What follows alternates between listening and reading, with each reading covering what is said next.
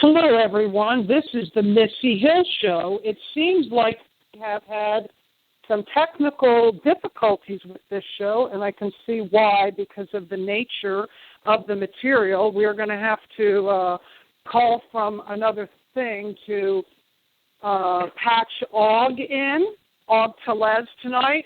I do have a chat room up, so I would like to know, please, if you can hear me. Okay, good. Somebody said they finally hear me. Perfect. I'm going to be calling Aug right now. I apologize for dead air, but sometimes that's what happens. So what we're going to do is we're going to call Aug in via Skype, and we're going to have to patch him in this way because everything was not working. So here we go.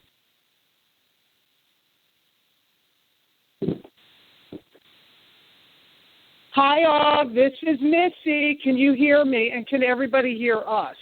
Apparently, everything went down. One of my screens went down, and there was just all kinds of technical things coming in, and I'm feeling it's because of the nature of our material and what we're going to share tonight is probably why. So how are you this evening, Aug? I'm okay. A little tired. Try to get some rest.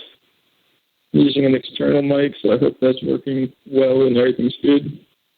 Well, I'm hoping so too. I'm going to look and see what people say in the manipulation of these machines to produce this for another race or some type of cosmic event or whatever it is. It happens kind of backwards as a result of them playing with the parameters of the universe and kind of trying to outsmart it. And it has like a defense system to kind of to stop that, basically to muddy the waters or to step in the way. And this relates to CERN and a system that they call ALICE. And there's a little bit of information coming out about this now. This is basically going to be one of the next layers of understanding of what's going on.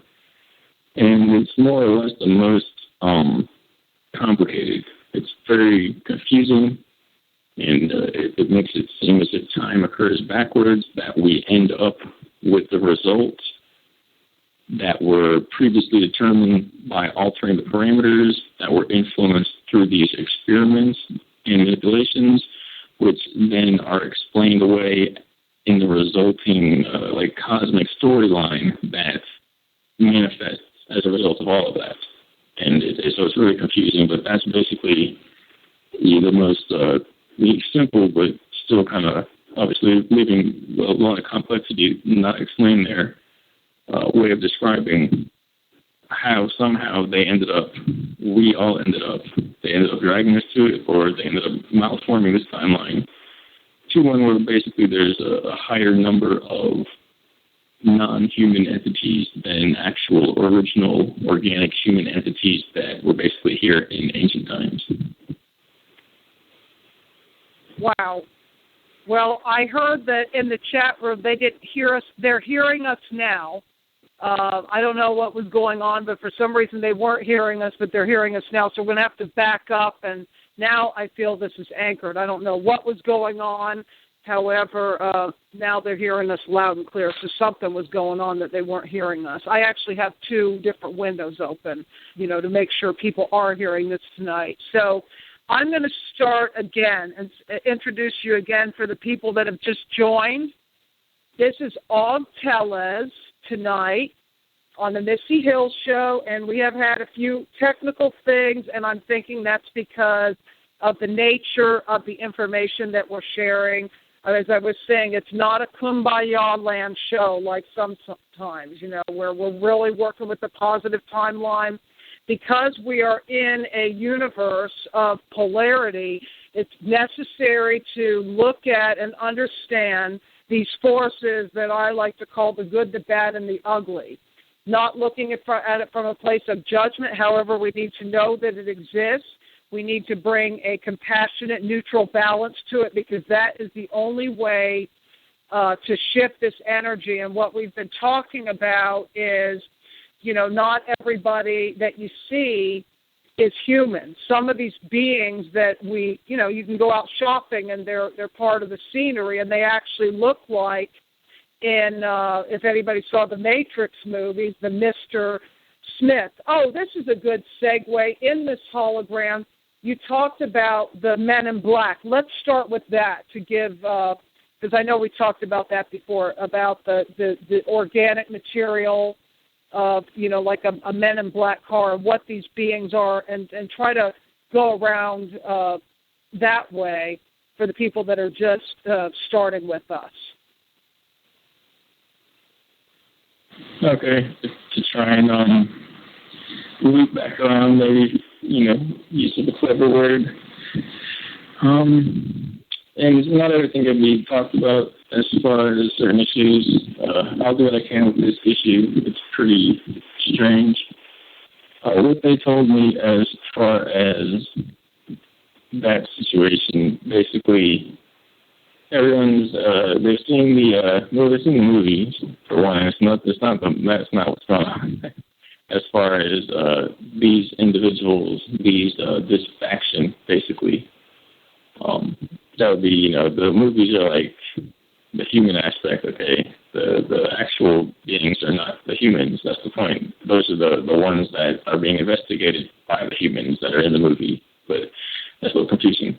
So basically, everyone's seen these cars, these old style cars, and lately people, when they see them, they often see these newer style cars, which almost look like space agey of a certain kind, but they reflect that older, not Cadillac. I'm not really sure what the model is. I can't remember.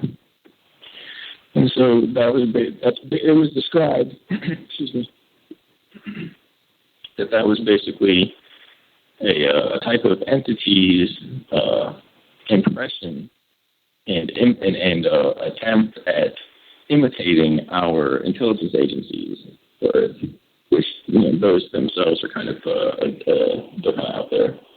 But they're basically imitating law enforcement using these vehicles and these the clothes and the methods. And so basically. And then, if anyone's seen Friends, the observers, I think, something like that. So that's one way of looking at them. Although that's again a kind of human, happy-go-lucky version of it. But the way those observers are telepathic, they kind of lack human emotion. They have an agenda, and they follow the agenda, and nothing gets in the way. That's more along the lines of how these beings operate. I'm not going to go too deep into this, but basically they were saying there's a blue team, which is a team that recovers and is the first on scene for occurrences. So when these individuals, these operatives, would come upon a scene and find these guys in suits there that don't have a human signature, because everyone that's involved in this has tech or abilities that allows them to see into levels of existence beyond the physical. And so they see people that are people, and then when you use the tech or you tap into a certain field and you realize that they don't have, those aren't humans, they investigated and found that ultimately there are two forms, and there are one in the car, and there's, as far as these individual ones, there's one in the car, and then there are the foot, more so like soldiers, if you want to call it that.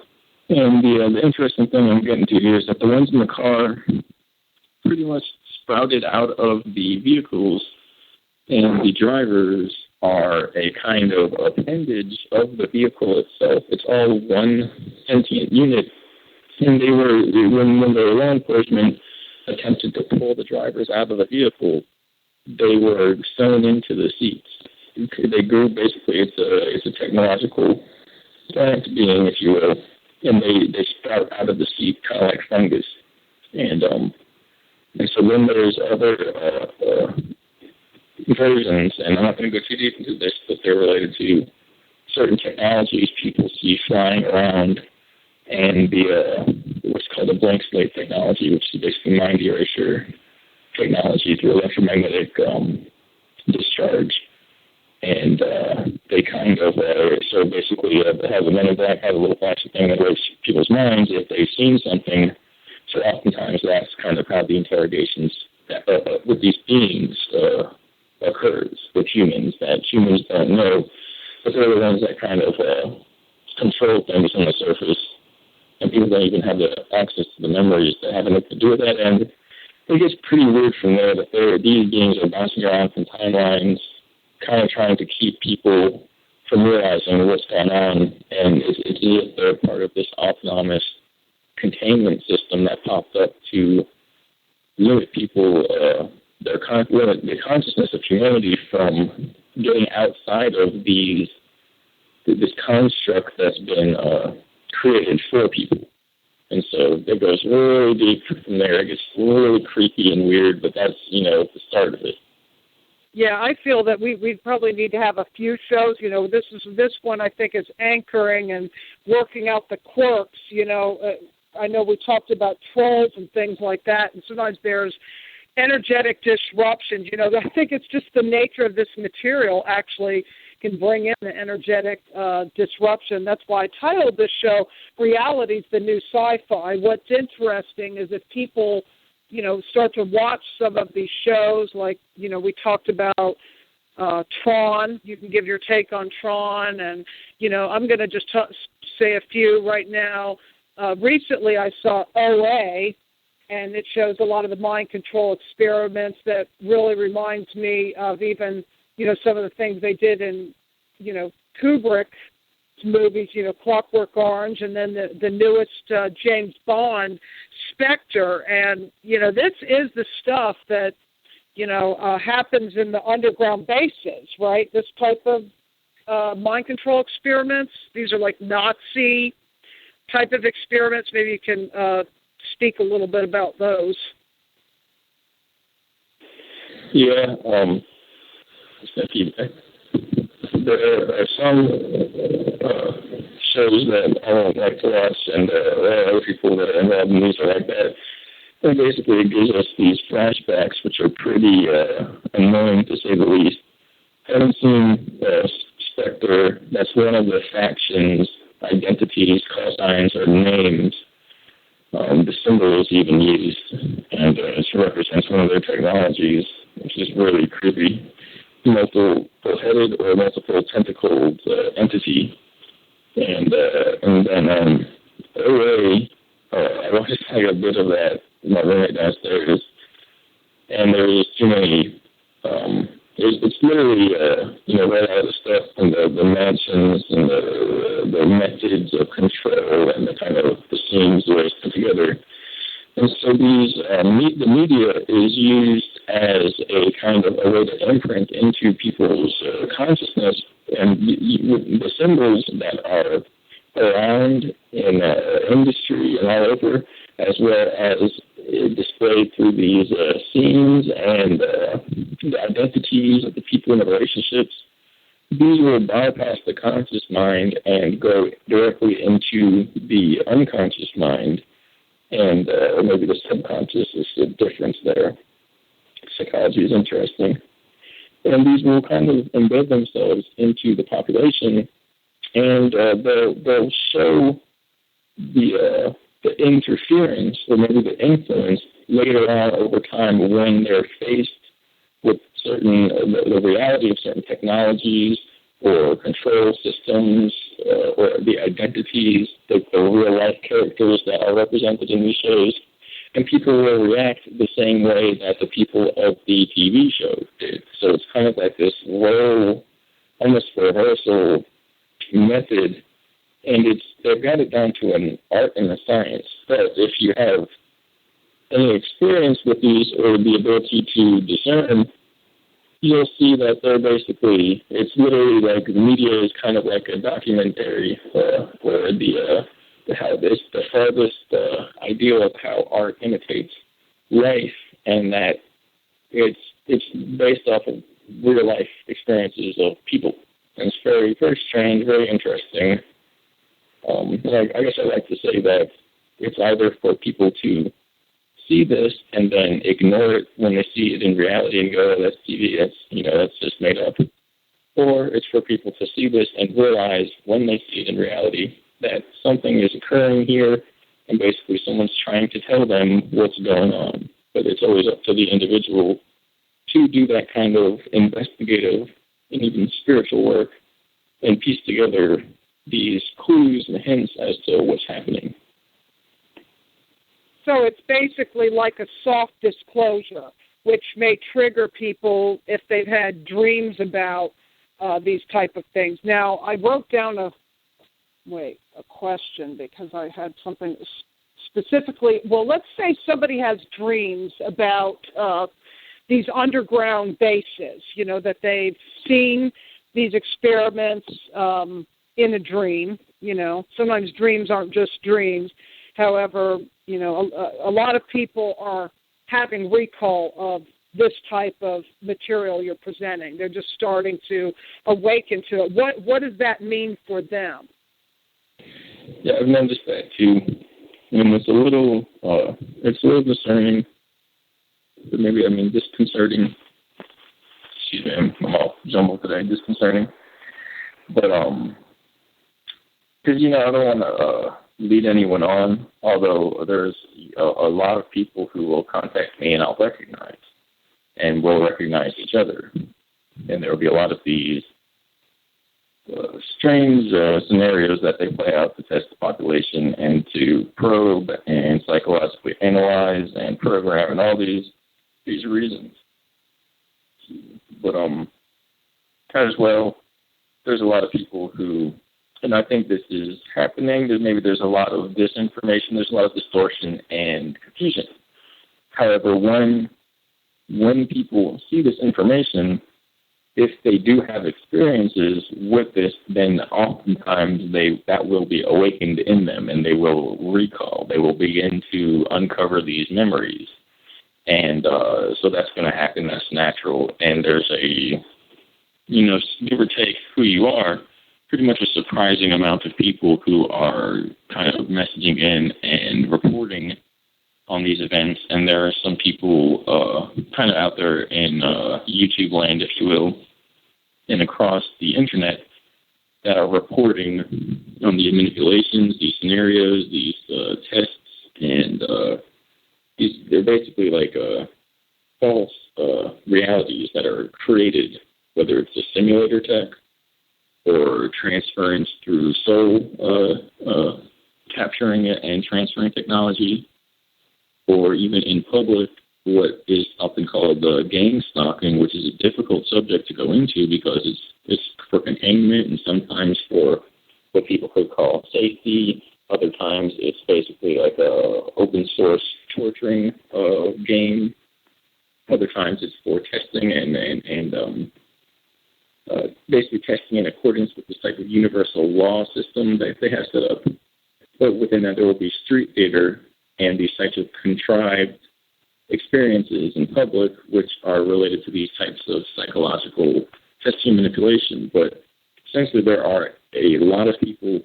I'll just wrap this up with the way a lot of people are going to understand this overall as some type of mass disclosure is that there will be more and more experiences that people have through the dream state or through these types of strange, ethereal experiences that can't really be well defined unless you have, like a high-level security clearance and can go look at the file.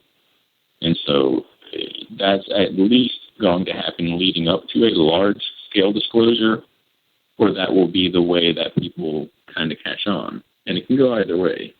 If we end up in a weird reality and looking back at the time when people didn't know, we all kind of think between then and now how we began to have these dreams and be pulled out of body and things like that. Or whether we all kind of peacefully and, harmoniously request more information and come together with each other and kind of determine what's going on. But usually these are like a way to reach people as well that kind of leads into where these beings, these entities, these control groups, these factions are located and how the technology or the depth and nature of the technology that is used, how it influences the mind, and the nature of consciousness and the realm dynamics, if you will, of this system and, the civilization is in and the nature of the control system. All that kind of has to get answered, but it leads into how these experiences are presented to the population and what people are kind of figuring out in the way that we experience them. Okay, let's talk a little bit about more of the positive side and see if that helps to anchor some of the things. I want to bring in some information about, the Hyperboreans, the nature of time, and some of the other things that we spoke about that was, not so much in the dark, because I don't want people to look at this as only, this is all dark. This is just all part of what is. And maybe we can expand on that too. The importance of looking at this, all these projects and everything that's going on this planet as a whole, not, just in compartmentalized situations, because then it does look pretty horrific sometimes. Yeah, that's the idea, to bring about a larger perspective on everything. And, to get to that, we have to piece together all the individual parts. But as well, we have to kind of continually reorganize and align the information with that larger picture and be aware of how we're going to integrate information as it relates to who we are and more or less a larger spiritual reality, which is a little confusing at times, but it's something we can all work with and we can all take away from in order to benefit in our lives. And it gets a little bit challenging, especially if the information is basically kind of dark with the stuff that's going on. But just because there's been this type of what is termed a spiritual war or battle even, but mainly actually it's literally defined as a war that humans have been involved in, kind of like in the middle ground. And there's been just like crazy, amounts of depravity and destruction in this war and control and all types of stuff, deception. But just because that's happened, it doesn't mean that the whole of existence is tainted. And to get, to conclude, but maybe to bring a bit of conclusion to that, the universe itself is based upon these original life-bringing or giving creative principles. And it is vast. It is maybe not infinite, because infinite, anything in reference to infinity is the same. It's meaningless. But it is eternal and everlasting. And so we can't really create anything, or at least the people who are kind of fighting against us just because of who we are, definitely can't create anything that can threaten the entirety of existence. It can kind of mess us up for maybe even a large portion of it, but it can't actually cross that middle barrier and become the entirety of existence just because it threatens to taint our experiences in one portion of it. And so we have to remember that. And again, it's kind of like an illusion that has to do with everything that is, the wool pulled over people's eyes, the veil, but it can't actually ever take full control.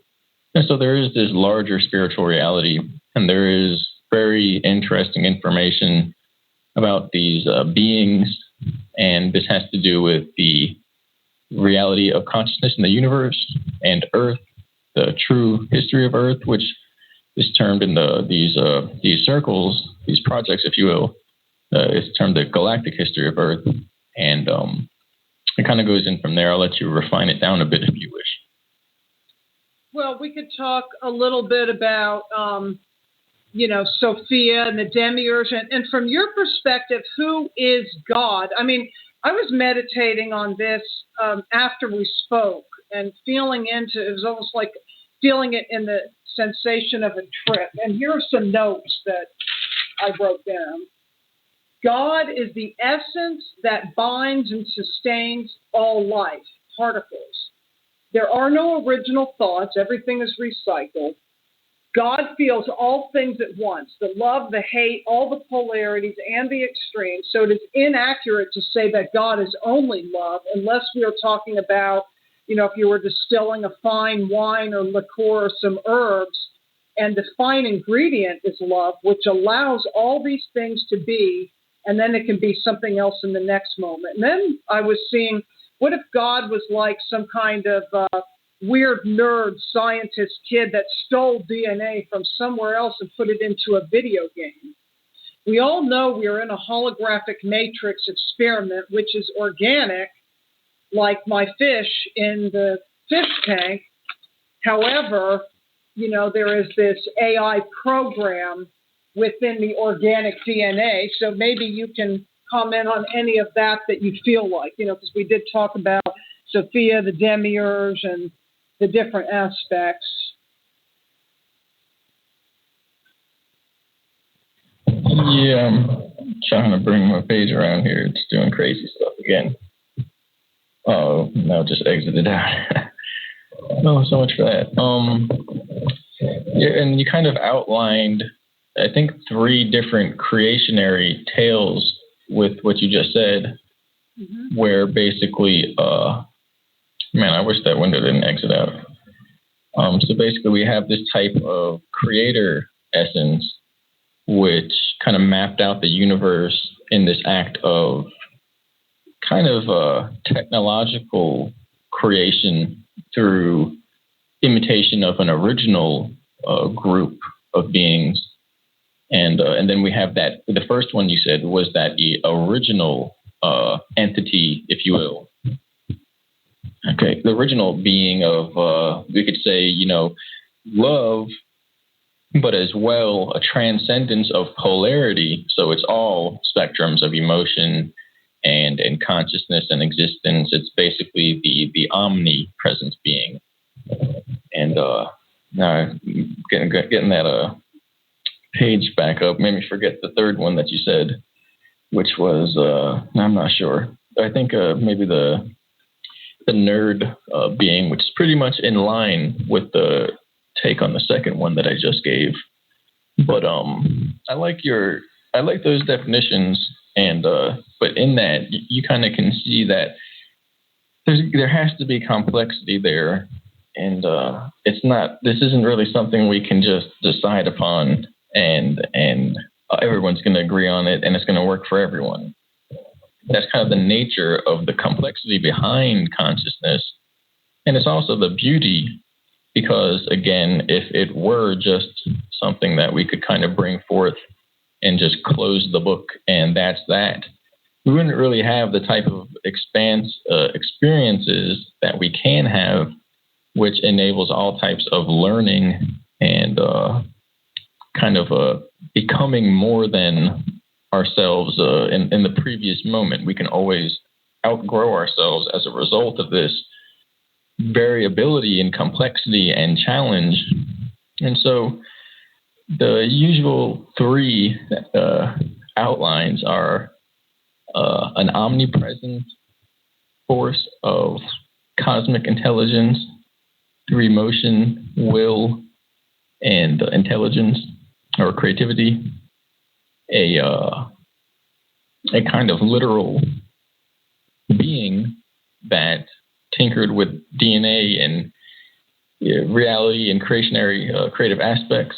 It possibly could be from another universe, maybe kind of like I believe it might be Hindu, of the turtles all the way down from the earth resting on the back of a turtle.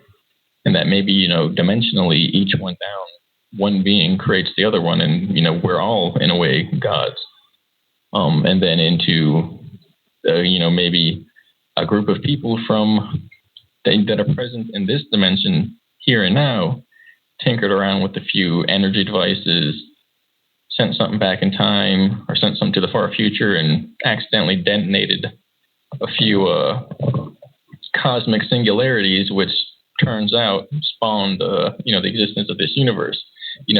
Ultimately, it comes down to these types of paradoxes, whether we're all a part of something that we're all also simultaneously basically separate from in our individual essence, or whether somebody in a group of people somehow created this place and we all created ourselves in some paradoxical way.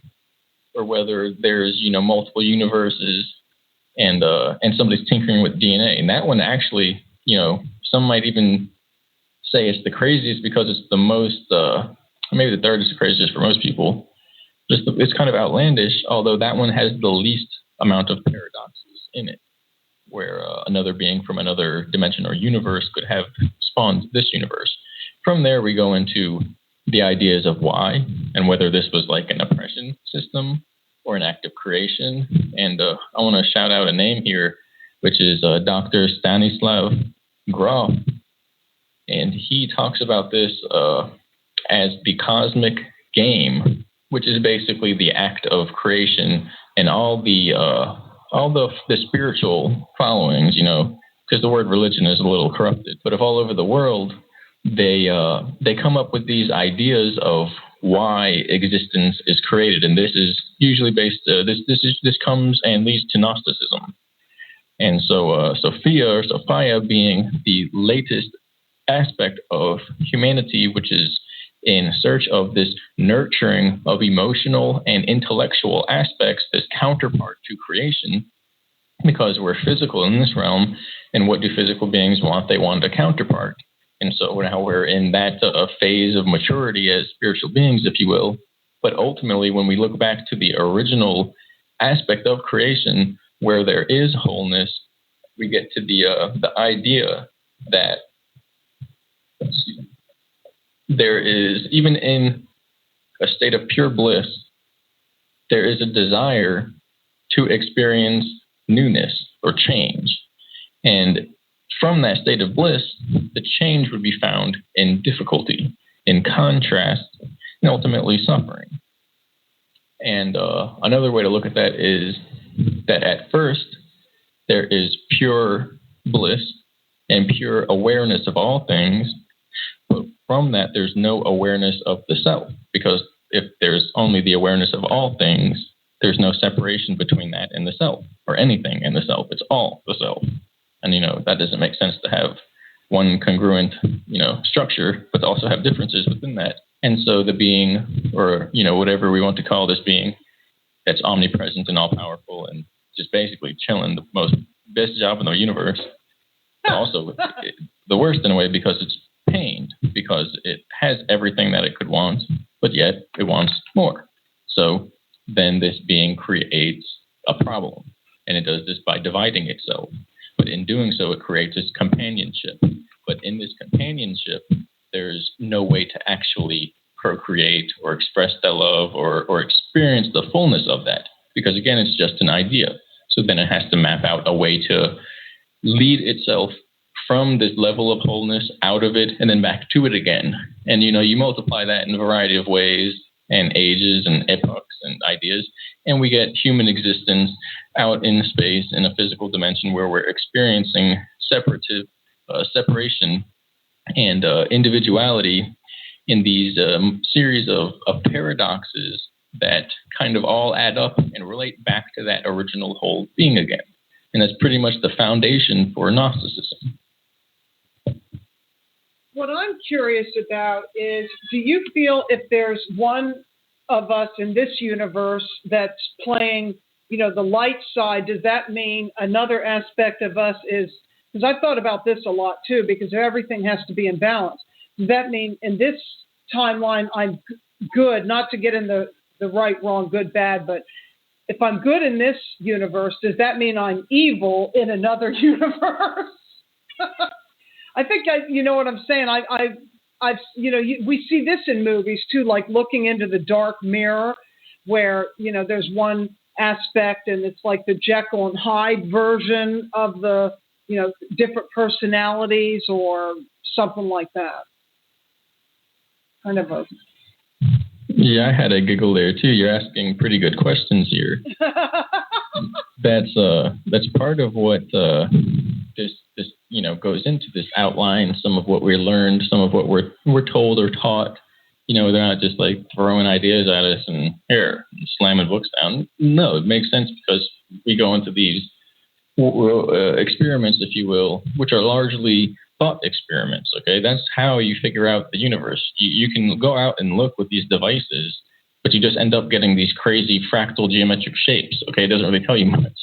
When you take on the concepts in your mind and experience how they relate personally as a form of identity and going through these states and interrelations basically of levels, that's when you experience, and then you get these aha moments where you say it can only be this way, it must be this way. And so there's a lot of there's basically this is kind of confusing from negative realms to mirror counterparts to the conscious and the subconscious, or maybe even unconscious, and it's kind of like cosmic psychology, how basically it's not polarized, clear cut to the point where one leads to the other. You know, if you're good here, you're negative somewhere else. But we have, I do believe, and I've met a few of them, that we are across multiple layers of time and existence in the universe. And these layers, okay, they vary. If they didn't, then there wouldn't be any reason in having multiple layers. That's kind of the point. And so how far that varies and what it means, I'm not going to say it's debatable, but it's not as easy as saying there's a good one here, there's a bad one there, because it's more than two, basically, is what I'm trying to say. And so, what I can say is that there are different versions of ourselves where we experience life differently. And when you put them all together, they add up to create you. And each layer kind of successively adds up to create the multiverse, if you will. And that's really interesting. And I got to tell you, it's not a question of, could this be, we can travel there with the technology that we have. And then, of course, there is this type of underworld situation where everything's pretty much the negative mirror image of this place, and everyone basically has a doppelganger there, which is pretty strange, to say the least. But again, if there's that, then there's a part where we are our best version of ourselves, and that exists as well. And so whenever we have these views, whenever you use technology or a spiritual practice to find these realms or places, Earth is the middle ground. I was going to say Midgard, because that's that kind of is connected to these beliefs. And so Earth is always somewhere in the middle of the high extreme one way and the lower extreme the other way. You see the worst that could ever happen. Okay, there's a reality for that. You see the best, there's one for that. What's going to happen is Earth somewhere in the middle of the two, without that extreme, vibe taking place, unless we polarize that way as a majority. Because what happens across the majority, we can say we're as worse as we could be. We could say we're most people wouldn't say we're as best as we can be, because we're all pretty much we're angled away from that, from our potential. But in reality, we're not the worst we could be. We could be continually at war with ourselves to the point where we're beginning to devolve genetically. We're not at that point yet, and we're not reaching our maximum potential. So ultimately, we're kind of always in the middle area of the poles of the extremes of consciousness. But if we collectively polarize one way or another, we will change experience here. But in the same sense, that will just be the new middle ground, where the new potential, the new polarity, the 369 elements of creation shifts to an entirely different plateau altogether. And the Earth will still be just the middle ground of that new level. That's kind of confusing, but it goes right in line with what your question is perfectly in line with the Gnosticism and kind of where we're coming from and bouncing around towards, if you will. Well, this is what I wonder is now understanding that not everything that we're looking at when we see the worldscape, with, say, you look at the news and you see the way people react to, some event like the Super Bowl or, these marches and all these different things.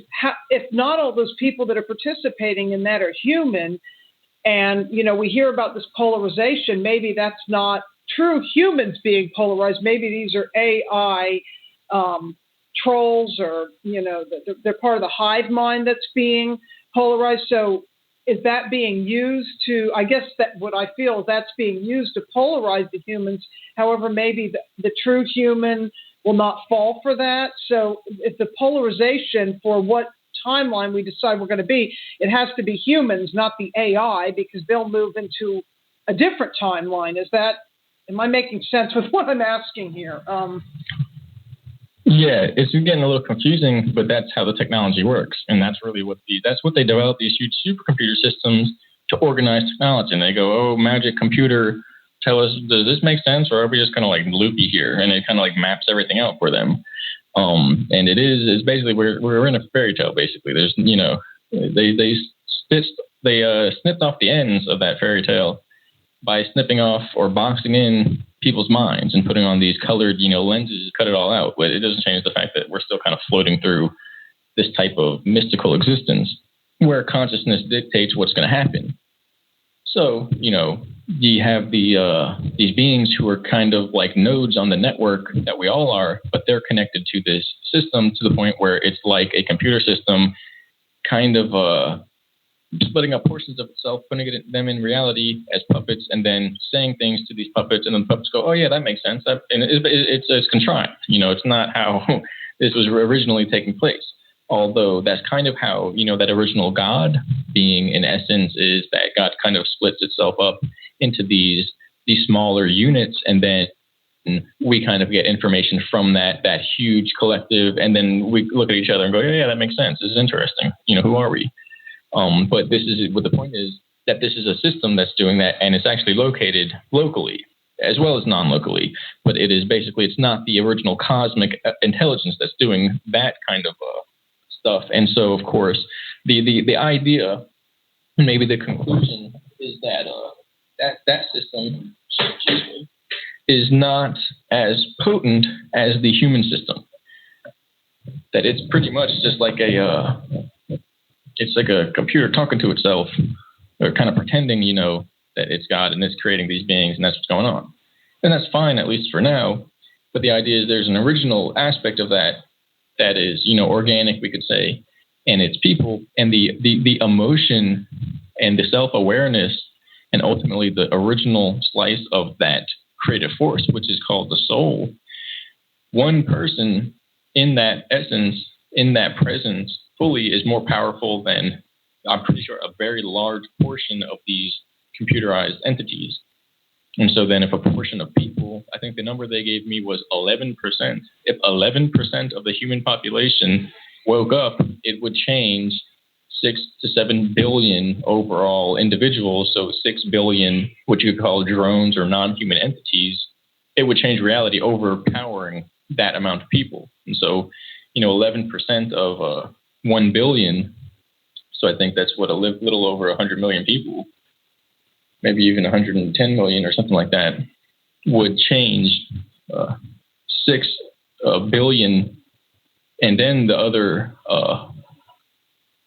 89% of humans. So 6 billion, was it 6? I'm a little sleepy here. I think 6,900,000,000 or 890 million, something like that. People would be not overridden, but just they would have the smaller 11% would influence reality more than those people. It's not like they're battling, but it's kind of like that. But it's just realm dynamics. And so the awakened individual, I said this in a previous video, the awakened individual, the awakened human with the spiritual intention to heal and to know and to create, and that connects with the original essence, blueprint of existence, and that is the most powerful being in the universe. And everyone knows that. Everyone involved in this knows that. And that's part of why this control system is designed so cleverly to convince those people that they don't have power, and so that they create themselves and their universe in a way where their role ignores that power. You can't take the power away, but you can get them to use it against themselves. And so that's kind of why it looks so goofy, that we have these systems telling people what to think, and then the system goes around in a crowd of people and goes, oh yeah, that makes sense. I agree that guy. And meanwhile, the humans are here going, what the hell is going on the whole time? And if we just, step into the power, then there's change. Change, maybe not instant, because there's always some type of interplay, interlooping delay. But that's where there's challenge. There's the requirement for discipline or of discipline. And that's where this higher level learning takes place as well. What if everyone kind of had a random thought one day that they really wished it was hotter, and so soon we were all on fire? Okay, no, we'd have to do that every day for weeks and months at a time. So if we want change, we have to do that every day for weeks and months at a time in a beneficial manner. And that seems to be seems to be a design that is built into DNA and consciousness, and that the original imprint or blueprint that the soul human has is capable of, and as if it's maybe designed for or intended for. And so it's just something to think about, because every day people are either building that power and constructing their connection to this original image and blueprint, or they're allowing it to dwindle. There's really no two ways around it. You have a really interesting perspective on time. Some of us were feeling that time was spiral. We know it's not linear. However, when we were talking about, because of a show that I recently watched on Amazon Prime, I found it very interesting. Author Philip K. Dick, who did Blade Runner and Total Recall, Minority Report, all these things where you could see all this programming. And what was the other one? Oh, I can't think of the other one. However, the show that I was watching was called The Man in the High Castle, which was about what would have happened if the Nazis won World War II. The Nazis were on the east coast of America, and the Japanese were in San Francisco. And I found this really interesting. What you said was the Nazis actually something like this. The Nazis, I'm going to paraphrase this because I don't remember exactly. The Nazis destroyed the universe and had to recreate it or something, because they really did win the war. And then when they recreated the timeline or something like that, America won. And then how America actually triggers Atlantis, and Atlantis triggers America, and what's happening and all these different things, because time is not connected the way that we think, where it expands and contracts and, something about jumping the timeline. So, yeah, I want you to talk about that. And then also about the black sun. I've got a question about, which you were saying, the black hole sun, but something about the swastika and the black sun. I know you talked about that on another show too, but I had a friend that was going to call into the show tonight, and she specifically said, please ask him if he has any information on the black sun. Okay, that's a good outline of topics. It goes back to the Thule, Nazi Thule Society, Vril, and Vril, they're going to hate me, Vril Gelstaff, I can't think of the pronunciation, excuse me. Now I want to look it up. German's a beautiful language. So there's the Thule. Basically, it all comes back to the black sun, and there's a whole bunch of information about this. It all ties together. It all has to do with time. Some of these underground bases may be temporally non-local regions of the universe that are kind of like portals into other dimensions, when they're really kind of just like different hallways of time. I said on that pre-show we did, which is probably going to be interesting. Once I clean up the audio and then send it on over, and we'll host it. Pre-shows always seem to have a good bit of interesting topics. It's as if we're in a hallway of mirrors, and we take the flashlight and shine it down one direction, and we see America, and we turn around and shine it down the other direction, and we see Atlantis. And so they're both causally linked to one another. In the same sense, all of time is like that. If we do that forever, we'll end up in a big circle, kind of like a clock, with each hour being different civilizations, and the only true now being in the center, and therefore depending on wherever your hour hand or your flashlight is pointing. And that is a way of determining consciousness, and it's related to duality, and then a DNA, and ultimately transcendence, non-duality, and even angular momentum and spin velocity, which relates to the kind of frame rate of this universe. I talked about that in the Millennials 2 group chat discussion with Randy Muggins, Lily Earthling, Neil Coombs, and a few other people. Excuse me for not saying your names. You can find that on Lily Earthling's YouTube. And it got really weird in the end. Not weird, in a good way.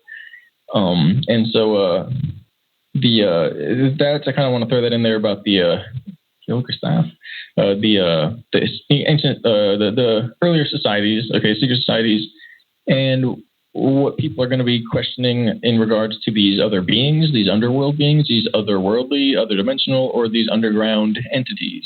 That directly relates into the nature of the holographic universe and how they pretty much opened up a dimensional pathway to these entities.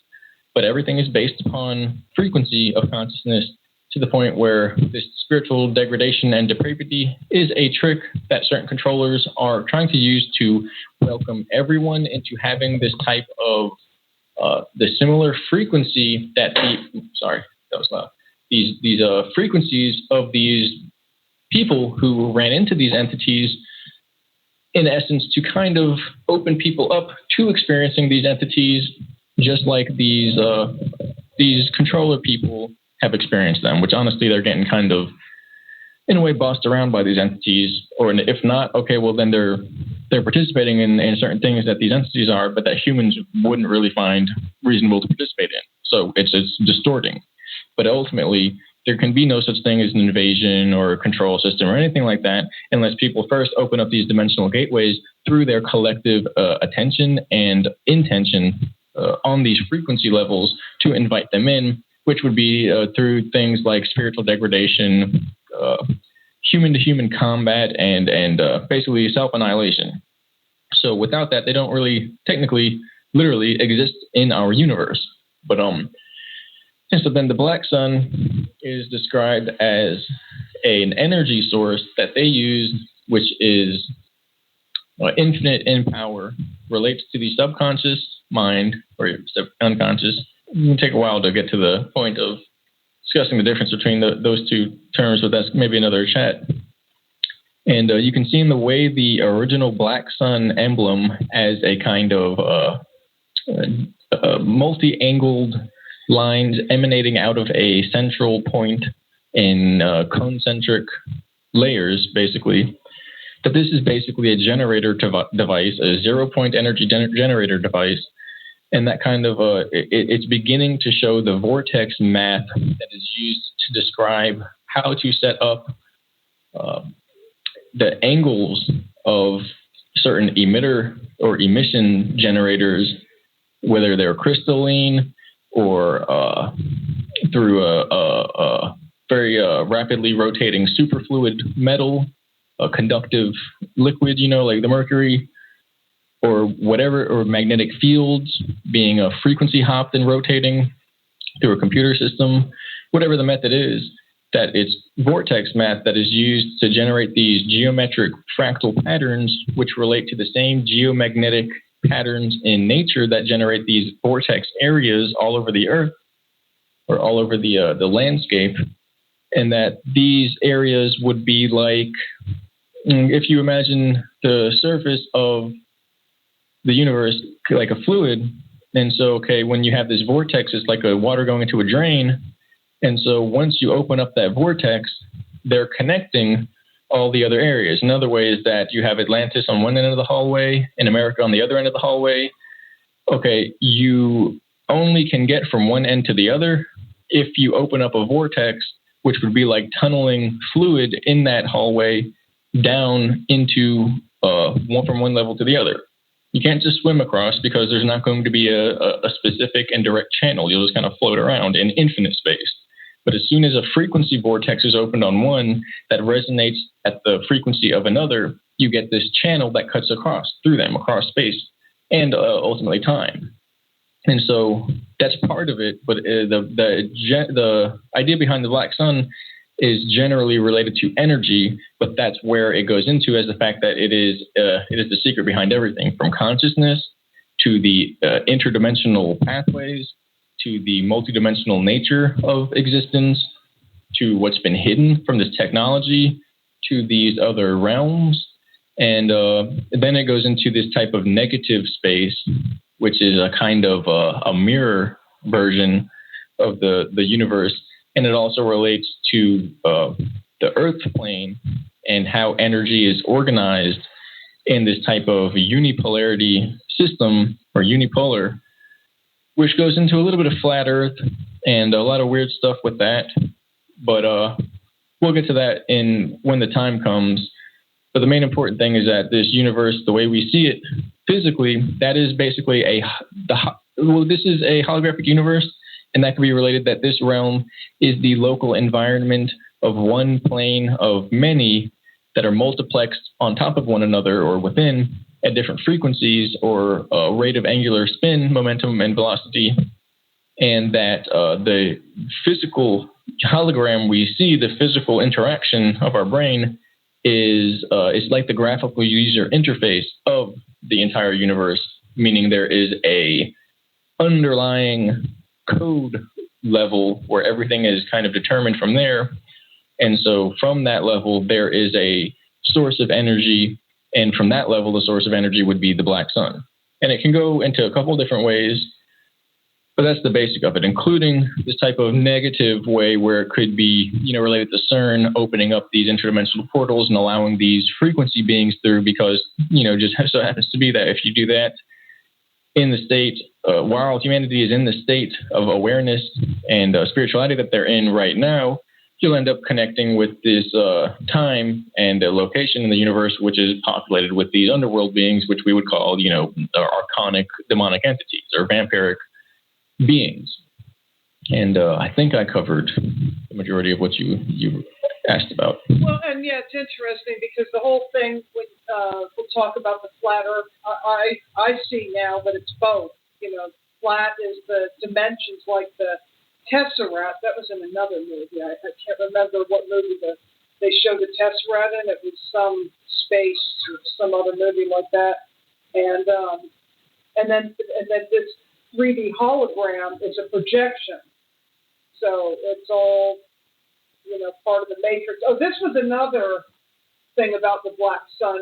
I don't know if this came to me or, sometimes I hear things places and it's coming to me at the same time as a synchronicity. So I question about entropy, why, everything in this realm has to be, like either vampiric, it has to be recycled. Everything is recycled, even down to, thoughts, ideas, everything, water, things die and they're reborn. And there's entropy, and I don't know if that's from the radiation of the sun. I think that has something to do with it. It's almost like the sun gives life, but is it giving death, or is it Saturn and the moon? And is it on the other side of the sun? I'm not sure where the black sun is, because I don't think anything is where we think, including when we look at the stars. I have these third-generation night vision goggles, and I like to go outside and do, UFO sky watches. And I've noticed things with stars, how, they're starting to change. What we think is a star, it could be a ship or something else, because things will change their position. Like, say, a couple of years ago, I was looking at Ursa Major, and 4 of the stars in the constellation of Ursa Major disappeared. And then I saw Polaris, where it was supposed to be, it was Lyra and Vega. I mean, this kind of stuff is happening all the time, because it's like the Truman Show. What we're looking at, that's what it looks like. So what I'm wondering is, first of all, do you know, how would you say this, where the construct or the hologram begins and ends? or doesn't it? Does it go on endless? Or is it time? As far as perspective. I know it's kind of a weird question, but these are all the things I've been, feeling into as far as what are we in and who created this? We know it's got the AI in it. When start? I mean, does it have a beginning, or has it like God always was and always will be? Is it also that the other side of that, the artificial, is always was and will be? Well, if it has a beginning and has an end, and if it doesn't have a beginning or an end, then it's perfect. And if it's perfect, it's it's going to be shown as perfect. It'll tell you it's perfect. I'm perfect. But also, if it's perfect, it won't tell you that literally, like a person saying, "Hey, you can trust me. I won't BS you." Well, if that was true, nobody would have to say that. It would just be. So we're in a place that's telling us continually that I'm real. Don't worry about it. You don't have to literally check around the corner right there. I assure you it's real. And in doing so, we uncover glitch after glitch after glitch where the laws of physics do not really add up and make sense, and time turns out to not necessarily make sense in a linear fashion, where you have to stitch it together to really keep things linear. And so this is the stage realm where everything is planned and pre-programmed, and it is presented here, just like actors in a show. And the construct devices. So let me say something about. I have not gone to my list of little topics here once, but it's been pretty good without. So basically, I wanted to say something about basically progenitorship, and of course. Yeah, I wanted to go there too. Yeah, I mentioned that a little bit in the previous talk. So these factions, namely Nazis, as well other factions, everybody kind of gets this. Imagine if you could use this technology to go back and influence time, even if without leaving this time, but just by entering into code, because you determine that it's all frequencies and programmed in from outside this locality. So you can send something in, a computer, whatever it is, have it beam back a code into the locality. And if you hit the right frequencies, all of a sudden the past becomes what you want and the present becomes according to that. And of course, you can't change anything. So all that you would do in achieving that is realize now you're the progenitor. You're the one that caused that. You are the one who decided to make things the way they are. In the same sense, though, what if you kind of go back and influence yourself to the degree where you make it so that the way that comes about, you alter, and there's a safeguard. So now what you've done is you can't change anything, but you added this button you can press over here if you do the right thing, the right frequency modulations, and now you can change something and reverse something. You can undo something. You can add something.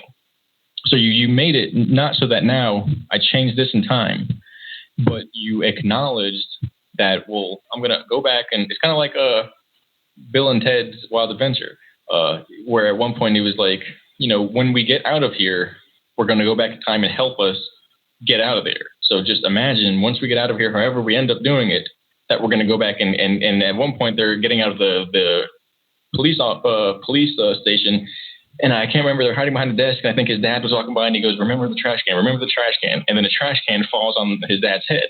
And that was him coming back in time to plant that there so at that particular time they can get out. So the idea is that was always like that because you can't change anything. And they showed there in a very humorous way the paradox of, well, what happened the first time if that was the reason they got out in the first place? The point is they always got out. That time they just kind of altered it so they got out faster. You can't really change the dynamics, or at least the certainty, but you can change the details. And you do it by modifying it to the point where this is really confusing, but that's how it works. So say time happened a certain way and the war went a certain way in history. Okay, so one couldn't go back, and now they planted a super awesome ray gun that takes out, hopefully not cities. It'd be horrific, but it turns people's guns, machine guns, into Twinkies or something. Okay, and so you couldn't go back and plant that. But you could imagine the idea that you left blueprints for a system that would be developed, and this becomes, say, the devices that were used to sway history one way or another, and somebody wins the war as a result of that. So it's not that you changed history, so now somebody won the war. It's that you go back and place yourself as the reason that occurred. And so then say you wanted to undo that, you can't go back and stop yourself from giving them that. You can't do that. But you can go back and install, say you drop technology off, you install in that technology something that can, be initiated from the present that can, say, instead of making Twinkies, it makes something else occur. And so now it just so happened to be that in time you wanted to go back and cancel that technology and activate that safeguards, that second nature, and stop whatever was going to happen from happening. And so that would turn out to be how it always occurred, in that the bad event that was foreseen that could happen was avoided because in your mind you went back and installed that safeguard. However, nothing actually changed. But if you didn't go back in this day and age and install that safeguard, that wouldn't have happened.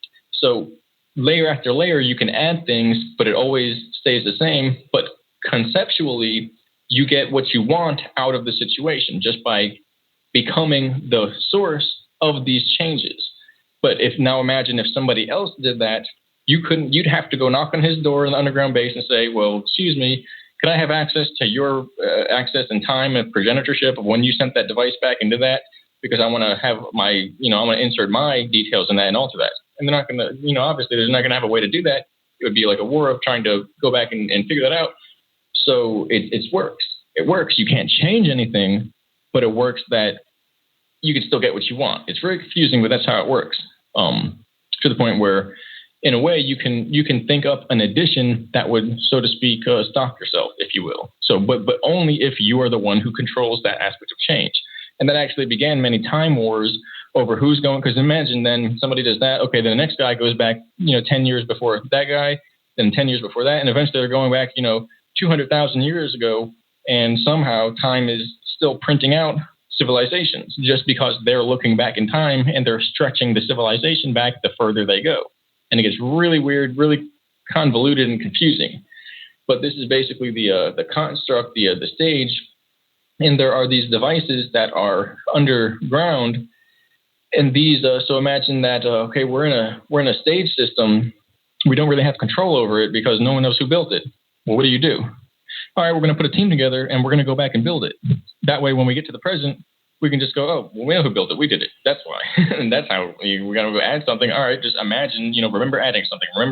And boom, now that, it's not that was added in now, that feature. It's that, well, now we have the blueprint where we added something over here under this rock in that, cave or something behind that ledge. And that's where the button you press that equals this new reaction. Okay, what you can do is unveil something that can be played out in the future. You can't change the past, but you can continually add and add and add and add and add, and it'll continue like that. And so that's what they do to go back and become the progenitors of different aspects of reality and be creative and think and add in a new feature here that when you lift up this rock and twist this dial that way, it turns out we put that back in, 2 million years ago. It's always been here. But it's just from their imagination, from them going back and putting stuff into a computer, and this AI system is sent out. And of course, there's negative aspects of this AI system. It's kind of hard to just mention AI without, people thinking of that. But there's, different uses of it.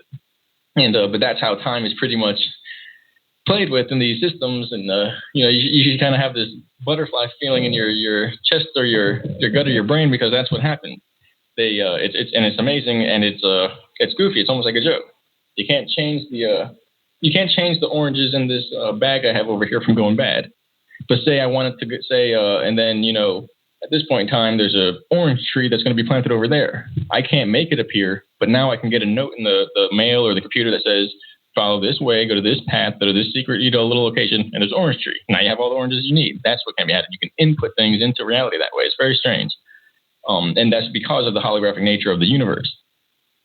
And so then there are these generators below ground, and there's the main one in Antarctica, where basically these are huge devices scalar devices.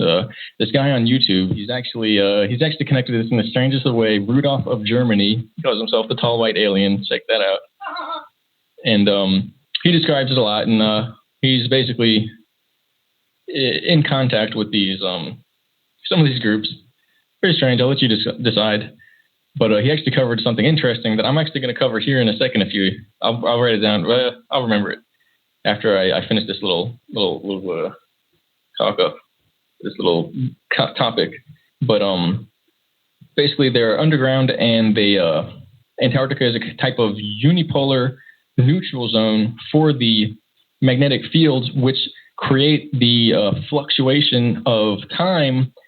And so within that field of neutrality, in that, like the center of the vortex, okay, that's where you can basically live for a very long time, and you're not affected or even afflicted by the waves of energy, which are essentially these types of mind control energies that kind of tie everyone into this script, into the stage and the act of this part of the show, this part of the scene and set.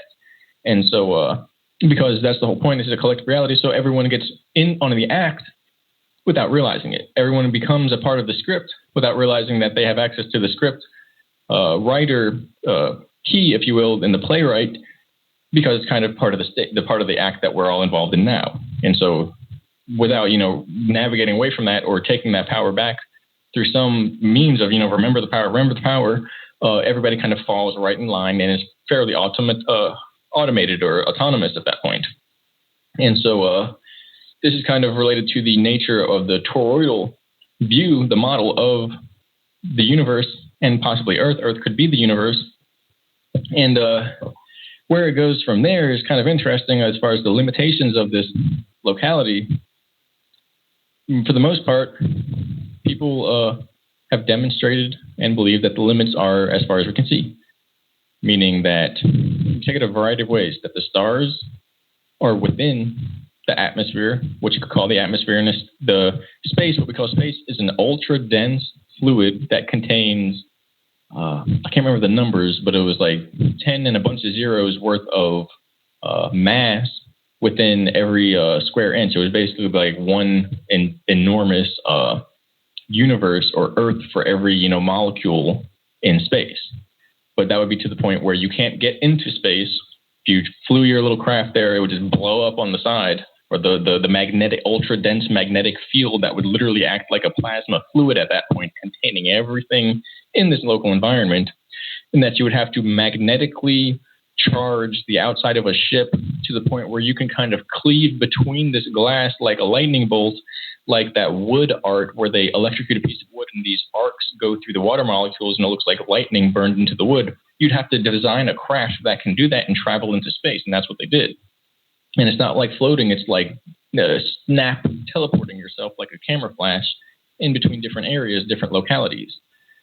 And so and then the same thing goes for the ground, to the point where once you go far enough down, you're in a different locality. I spoke about this. I spoke about it on a show. It was about 2-3 talk shows ago. Not Wolf Spirit. I can't remember. I'll have to look into it. Excuse me. It's all on the blog. But that basically the local area, the local environment, the stage is determined by the actors and the players, the agents, and the script. Once you get far enough away from the collective grouping of agents and actors, at that point you begin to attribute your own script to your own script, or to a new set and stage and play.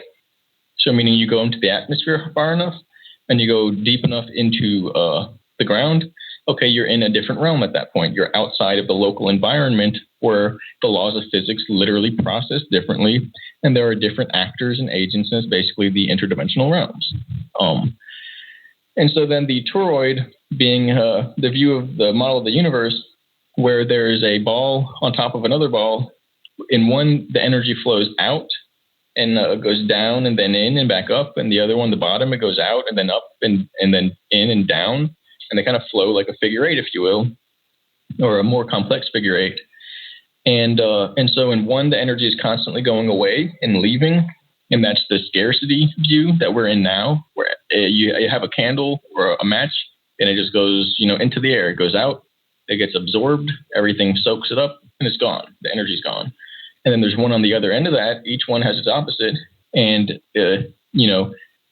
everything that would be done there in that realm is the opposite. That energy continually comes, it continually collects, it is supported instead of being degraded. And that's the version of the black sun, where the top is where the yellow sun would be, or the white sun, and the bottom is the black sun. And the sun is supposedly the energy from that distorts DNA more and more slowly, and is basically a duality-based existence. And that it entrains people into a duality existence. And physicality in a duality existence is basically the same as contrast. And contrast is the same as kind of like a competing between two polarities. And competition of polarities is the same as a slow degradation. And that is ultimately, it leads to death. So that's a little bit of strange stuff there. And now I forgot what I was going to say about time.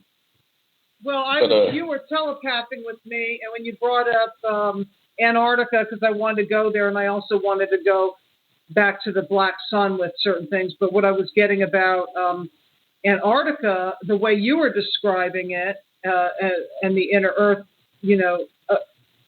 people would call either Agartha or I more accurately Shambhala. Is the way you were talking about. I was seeing the mythology of Shambhala, and I was wondering, are these all the same thing? Antarctica is supposed to be a reflection of this, and possibly a nexus point to that. However, the true Shambhala and I never can pronounce the Shingala one. What happened? Hello? Are you there? Are you there? Hello? Oh, that was weird. Can people hear me? Let's put some music on. I don't know what happened here.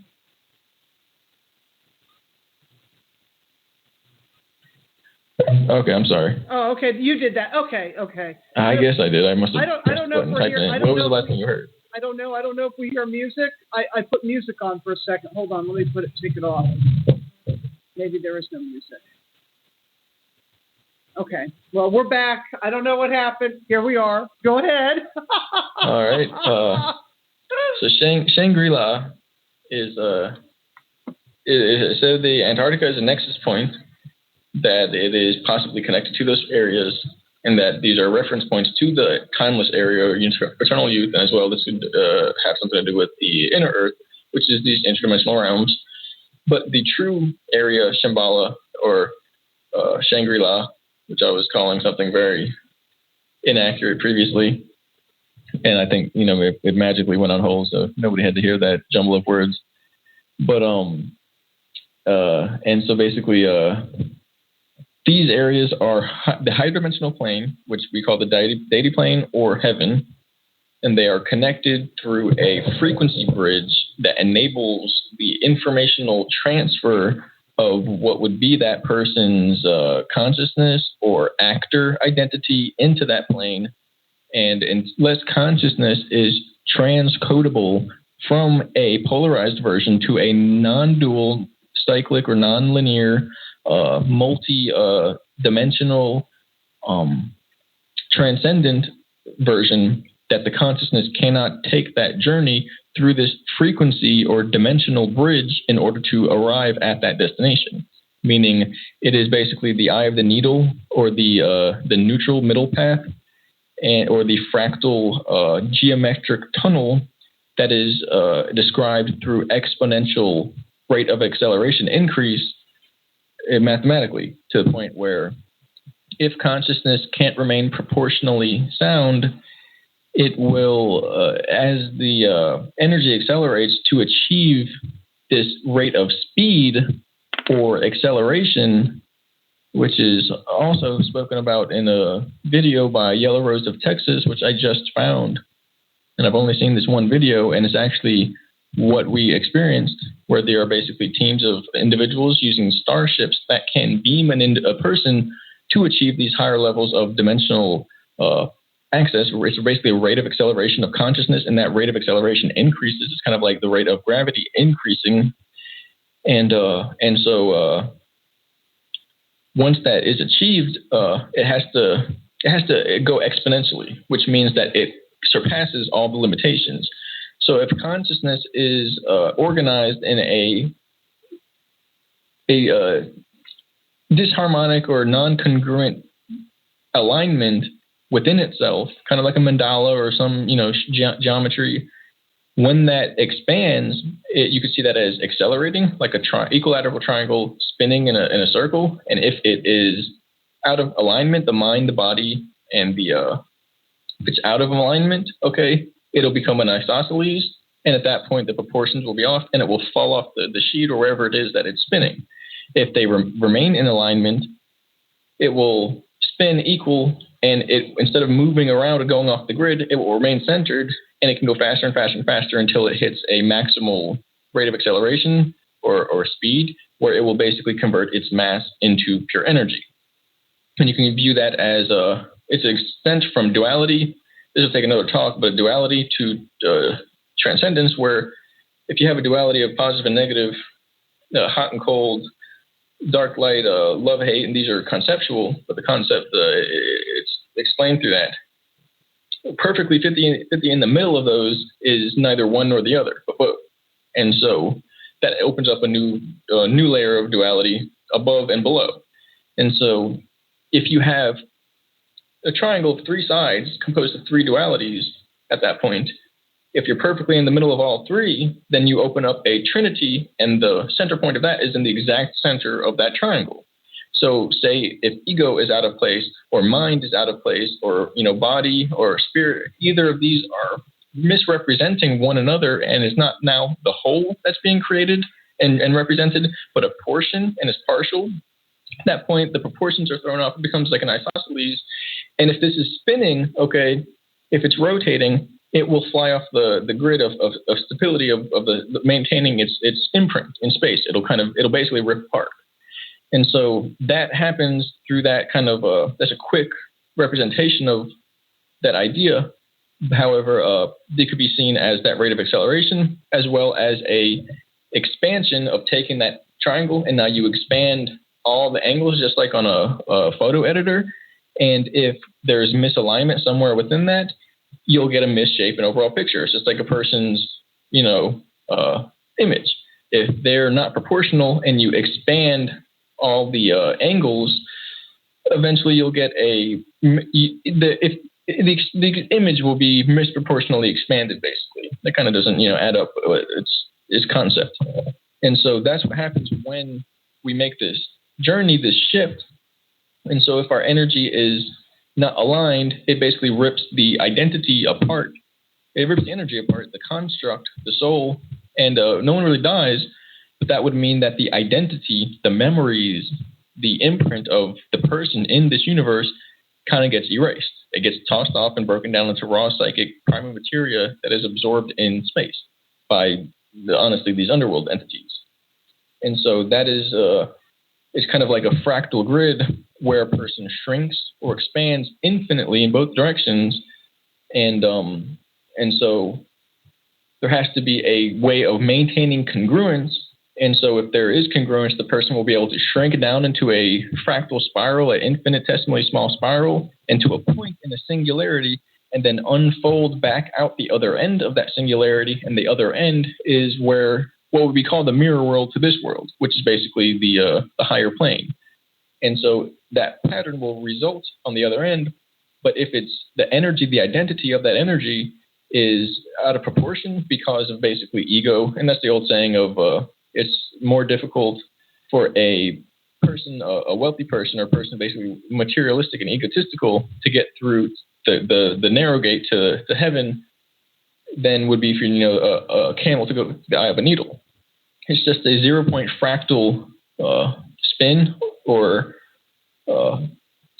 shrinking and re-expansion. It's like a collapse and then an expansion. into infinitely small space and time, or, meaning that it's small space and as well as small time. So that means it's very, very fast and rapid. Then back out the other end into infinitely expanded and infinitely large, meaning it's the size of the universe and it's the time across the entire universe. So ultimately, a person's identity would dissolve if they don't travel through that. And that's also described as the rainbow bridge, meaning the emissions that a person holds that they develop through these experiences build a light body, and that light body is the mirror image of their identity in the physical realm, and that light body can travel through this this tunnel, if you will, this fractal pathway, whereas the physical body and the biological consciousness of the electromagnetic spectrum that is emitted by the brain, or at least held within the brain and around the brain like it's attached, basically, that can't. That has to stay. So we have to build a mirror image, an etheric double of our identity, and that's done through presence, through acts, deeds, and beliefs and emissions that generate spiritual presence. And so ultimately, those who have spent their time generating presence, if they're majority, and it goes by majorities, proportions. So if the majority of their actions are representative of their spiritual presence, which you could say it's the identity that you will be on the other end when physicality washes away. If you're in the presence of that identity and who you are here reflects that and reflects that and reflects that, then when you get there, you won't have forgotten yourself. But if who you are here is in respect to the illusion that is here on that stage, and by the time you get to the real world, there will be no reason or no connection. This place will seem like a dream. It'll seem like the illusion. And so therefore this identity will be illusory at that point. It will be something that gets washed away. And to conclude that, the people who don't care know of this. They say, okay, well, we're going to have as much fun as we want here because we don't care about self-awareness. We don't care about what happens, and we don't care how that influences us or affects anyone else. It's all going to get washed away anyway. But it really does matter, because on the other side, those people either don't exist or they literally have no identity. They have no spiritual presence. It's like losing your mind, basically, but on a cosmic platform, because that other side is eternal you. Where there's no, after so many years, you just shut off because there's not enough food or something like that, or energy. It lasts for what you could call forever. And so, to the best of our understanding, the way of putting it. And then those who live in credence to the true spiritual nature, which is simply just proportionality, harmony, congruence. It's just the basic principles of creation of what makes something equal to something in this overall system. Okay, you're building a connection, a pathway of your true identity to who you are now, from who you are now, and more so from who you are now to who you will be then in that larger view. And it's all about spiritual presence in that regards. And it's not as difficult, that whole basically hell and the whole concept of what's gone on. That's for those who knowingly destroy themselves and push away that knowledge of the self. Whereas people really, a lot of people more or less are going to lose their identity. However, only a small portion actually face knowledge aware destruction, and because that's willful self-annihilation. And so only a few people are actually doing that. Well, I have a question, because on another level, we're telepathic, because you're accessing a lot of questions that I've had, because this is something I've been pondering about identities and different things. And the way I've always seen it is the soul, if it's living all these lifetimes at once, maybe one identity, it became more enlightened. Like, say, in Egypt, the soul woke up, and then, however, didn't remember in other lifetimes. I always was getting that the strongest identity would take the face mask of the soul, where the other identities, it's like a role in the play. Maybe if you played the lead in some movie or play, it's that one that's important. And if you were, like a bit character, an extra, didn't really do anything, that one's the one that's going to get wiped away because it didn't do anything. That's kind of the way I was seeing all this. And then the other thing I want to ask you is, because when you're talking about the sacred geometry and the spin and all these things, would you say that Pythagoras gave a pretty good, accurate description of the Platonic solids? Because, in nature, things are not as definite as, say, if you look at a dodecahedron or these different, sacred geometries, or what has been called sacred geometry. It's pattern, and you were talking about the triangle especially, the way things are in definite lines. Is that part of the hijacking, or could you say that is really what's used to create all this? Most of what we have in public is part of disinformation construct, basically, where the original and the accurate everything, basically, the knowledge is very simple, that it doesn't have to get overly complex. That's all basically an aspect of the physical existence, where it's basically a bent light system where the proportions of phi do not add up. There's basically a slight degree missing from perspective every so many degrees. And that's basically considered a tilt that Earth is within as a result of one of these battles of this spiritual war that warped everything in time and space. And that ultimately that tilt continues and continues and continues until the whole thing kind of goes down the drain. And so there's information there. However, what leads to these Metatronic grids are ultimately distorted consciousness entrainment systems that are used to act as portals, which trap the soul according to these types of infinity knot symbols. And these are the Fibonacci spiral sequences, which create a type of a sequence of motions which are reflective of this bent light grid system. And so that if a soul bases its energy, the Mandela effect, or not effect, pattern off of these, although it's relative, off of these angles and these frequencies to overall create one of those grid patterns, that soul energy cannot actually traverse that fractal grid, that rainbow bridge into the other dimensions, or the other dimension. It basically, the way the Fibonacci goes is that it expands, and if you see this on a computer, a moving image, eventually the center of the spiral will disappear. And then the outside comes in and there's more and more and more. Or it's the opposite. And the little part in the middle expands, and then the outer edges of that spiral disappear. So that means that everything has to get deleted.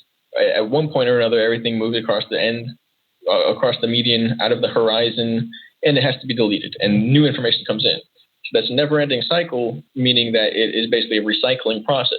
That those frequencies in genetics or in time and consciousness is the basis for the soul containment grid and the energy harvesting process. That it's like taking a plant and you chop off a limb, a branch, and you clone it, meaning you just plant it, and sometimes maybe give it a little root stimulator, and it'll grow again. And you take it and you do that, and you can do that indefinitely. Eventually the genetics will break down. So imagine from the plant's point of view what it would perceive. It would perceive growing upwards, and then, it gets chopped and it's put in the plant pot or whatever, then it grows upwards. And you imagine this is indoor or outdoor, it really doesn't matter. And so from its perspective, it's continually growing, but it never reaches its maximum, level achieved. It continuously grows and grows and grows and keeps finding itself in a new platform over and over and over again, using up more and more energy, in a way thinking it's growing closer and closer to the sun and getting bigger and bigger and more complete root structure, but it actually never reaches anything. So that's what is happening to our souls in this place by being cloned in and out of these bodies and repositioned back on a plane where we're continually growing towards that knowledge-based completion spiral, if you will. And information has to continually get deleted so that new information can come in, and we're actually just running on a treadmill. We're not going anywhere. And that is the concept behind the Fibonacci spiral, or any of these phi sequences, the distorted math bent light sequences, where it's like a fractal grid that expands And then you can't keep all the information on that screen, because in keeping the outer proportions in the view, well, eventually that little part in the center, it's going to shrink out of view. And you won't have a computer with enough pixels that can actually, you can show it so that you could zoom in and still see it. In the same sense, conceptually, you won't have enough brain power to conceive of the information in the center as well as what's in the outside. And so if time and consciousness is like that, that means we'll be lost forever. It creates a type of maze, a labyrinth, an overall grid. The original pattern is basically one congruent proportionality across the entirety of it, where all the information is displayed across the same pattern, the same platform, one layer, if you will. And within that, there's enough congruence given the original base principles of creation to have an image that explains the entire universe or the entire soul, or however you want to look at it, in one complete image, and not having to continually cut off information and go on and so forth. And so the idea of that is that it's possible in one life to experience the entirety of creation, instead of this idea of many lives over and over and over again, where we may or may not reach it eventually. One is contrived and is basically through this manipulation, this technology, and one is the original blueprint, where it's basically each person reaches the godhood, reaches God, basically. And you got to think, if we go by the original pattern, okay, everybody either reaches or doesn't, but everybody can. If we go by the second pattern of delay, deleting, distortions, etc., people may or may not reach it. But for that to work, since it's a harvesting system, either everyone's going to reach it, or a large majority of people won't reach it, and only a few will. That's kind of built into that system. Whereas in the other system, either everyone gets it or everyone doesn't, more or less. So from that perspective, who was Jesus? Because we talked about this too. Who was Jesus and the Magdalene? You know, Mary Magdalene and the Magic Grail lines. Because you had an interesting perspective on that too, and how it would tie in with this as far as the blood and the DNA and the helping to get the system, you know, just for the change. You could say, in a way, rebooting the system by introducing the deleted aspects that were all collected and contained within that one image, one life, one being, to reintegrate those aspects to make it so that all who would be otherwise lost to dissolving, basically, to soul dissolution, would have a frequency pathway back into wholeness. And so we were given a couple of different explanations. And it's always, if there was ever a situation where we weren't given the whole truth about something, that was the situation and the topic where we were given more side options and secondary explanations than anything else. So basically, it was described that there were two teams, and there was one, and then there was an original, and then there was a later one. But the later one was a part of the secret society families. Both of them were essentially time travelers. One came from the original higher dimensions, the heaven or deity plane, and another came from a interdimensional plane. There were two teams, and that the original team, I believe, it was basically a guy and a girl, a lady and a man, and the DNA, the blood, contained within it a fractal blueprint. And fractal is kind of a corrupted word because it makes people think of that Fibonacci deleting continuing system, but it's actually not, because you can have a system of one fractal. Okay, you don't have to fractal doesn't mean that you have to go and expand again and again and again until your computer has to zoom in infinitely and you kind of lose that other image or whatever. It's the structure of the pattern. It doesn't have to mean zooming in and out. However, it's congruence and proportionality, where one part reflects the whole. Not then that you have to zoom in and out until you get these multiple layers, which you can't keep track of all at once, because that creates a labyrinth. But in the consciousness, which is within the DNA, blood is where the consciousness is. It's not the brain. Brain is just where there's a form of personality, and blood is the soul. Within that, there was the imprint of apparently what was distorted out of Earth and humanity as a result of all these copy machine effects of cloning and dimensional cloning and altering the realms over and over again to create a hybrid slave race or a realm that could be ruled over, basically having no dimensional entrances or exits, basically. All the doors kind of sealed shut. And so this being entered into this realm as part of a team, guided by those starships, protected by the teams of individuals from the heavenly plane to help teach, but more so simply to have the blood touch and interact and create this scalar connection between Earth, which is a living entity, and the being, and therefore connecting to humanity. And therefore that enters that blueprint, which is kind of like saying it's the same with the progenitorship of going back in time, and now we enter this blueprint. So we didn't change that. Now we just have, superpowers, but it's like, okay, now you do this, you do that. Well, now you unlock that power that we had put back that, and it turns out it was always there anyway.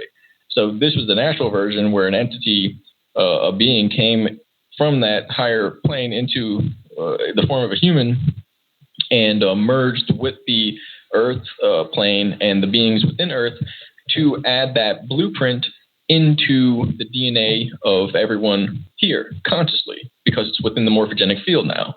And so when people follow in that conscious groove of reality and proportionality, spiritual wholeness, unity, and self-awareness, generating the path of self-awareness, which just borderlines on metaphor and actual existence, okay, then they're activating that blueprint within their own DNA. And so that's the basic of it, the basis. And there are so many different explanations of one way or the other, or it's all this, that, and the other. But in the end, people who are going against awareness do not, or lack of, against self-awareness and vampirism, they don't like that name, and they seem to be skewered by it in some way or another. And so it seems that there is something going on, whether, I explained it fully or not, there's something going on with that, whether, there are illusions that are being presented or not. But what I said, I think, kind of paints the picture fairly well, where basically the pathway is through self-awareness, and there is an option, an occurrence where in time there have been dimensional layer impressions of a harmonized blueprint or DNA aspect, essence, entered into this realm. And then on top of that, I think there are distortions where technologically controlling factions entered in false versions of those events and false realities to convert that into a leeching, harvesting process, a vampiric process where it's converted into a negative energy system, an entropy system. It's about empowerment through unity and harmonization, and that basically we kind of have been dimensionally sealed off if we've been in this plane since the beginning. And so there are basically the one way around that is to, or possibly the only way, is that there are genetics entered in from outside of this temporal rift, where all the DNA that is entered in from this temporal rift, it eventually goes the way of the temporal rift, meaning everything will unzip. All the DNA, all the events, all the time, all the identities. It will drag itself down because there's the progenitor of this realm, and all the people here basically being tainted by this being is literally a black hole being, an AI Luciferian demiurgic construct, which has no other option other than to dissolve itself and self-annihilate and devour everything in its grasp that is connected to it. So then people would only really have the option of operating on a schematic, or more so a dimensional level, that is introduced from outside of this rift. And that rift is basically the false light matrix system, this temporal universe that is spawned out of a kind of temporal collapse through this time war, the spiritual war of genetic modification and tainting, which is kind of disconcerting because it means there are beings that must kind of degrade and be destroyed through this. But if there's any way to extend healing to them, then I kind of hold that in mind and heart as well. Now, would you say that Lucifer, before this Lucifer rebellion, is it pretty accurate to say that Lucifer was part of Sophia? Was that it possibly this other planet that Zachariah Sitchin talks about, Tiamat and Maldek, that story, and how the hammered bracelet, which was when all the planets collided, which doesn't make any sense because we're in a hologram. However, just trying to play out this story, because nothing is as it appears, and yet, we hear about these, fallen planets, Tara, Tiamat, Maldek, that became the something belt. What do you call the belt? The photon belt, or something like that. And then it makes me think about, as far as the progenitors go, if Yeshua or Jesus was from the deity planes, that's even beyond, say, like Arcturus, Lyra, the Pleiades, Orion, all these things. Is that part of the construct? That's what I'm beginning to see, that all that is just part of, or not the construct, the hologram, because we talked about that before too, how we don't know if the Lyrians created us or we created them because of the paradox of the nature of things. It all kind of bounces back and forth. Is that accurate to say? You just reminded me of what I wanted to say about time from a video from Rudolph, which is also about what we've learned, what we did with these experiments. That could be some disinfo that somebody was paid to produce. I really don't know. Technically, I see things in terms of the hologram or the underlying true spiritual reality. And like you said, if there's a heavenly plane and interactions with that, then no matter what is going on with beings from what pinpoint of light or what other dimensional level, none of that really has anything to do with the deity plane and the true creationary aspects. And so I put out a post, and I'm working on a video production. I did 2 recent ones, but they kind of talked about this, especially more so the last one I did, the recent one, that belief supports and sustains 4-dimensional entities. So the idea is that belief, what we believe in, what we give energy to, it corresponds on these immaterial planes to create that. So all these rituals and sabotage and subservience, all that, it's creating these entities in this type of destructive, chaotic, vampiric system. So then if we give positive energy towards love and peace and unity and self-awareness, clarity, harmonization, healing, okay, we're corresponding with and creating these entities. And this again goes back to that time and progenitorship, to the point where we didn't make these entities.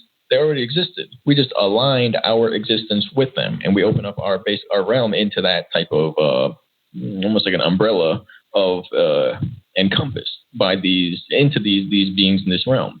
So of course, then these beings, these people that are doing dark stuff, okay, well, they're entering into the realm of these dark entities. Each person makes their own home in higher space. There's even a quote for that. I can't remember it right now.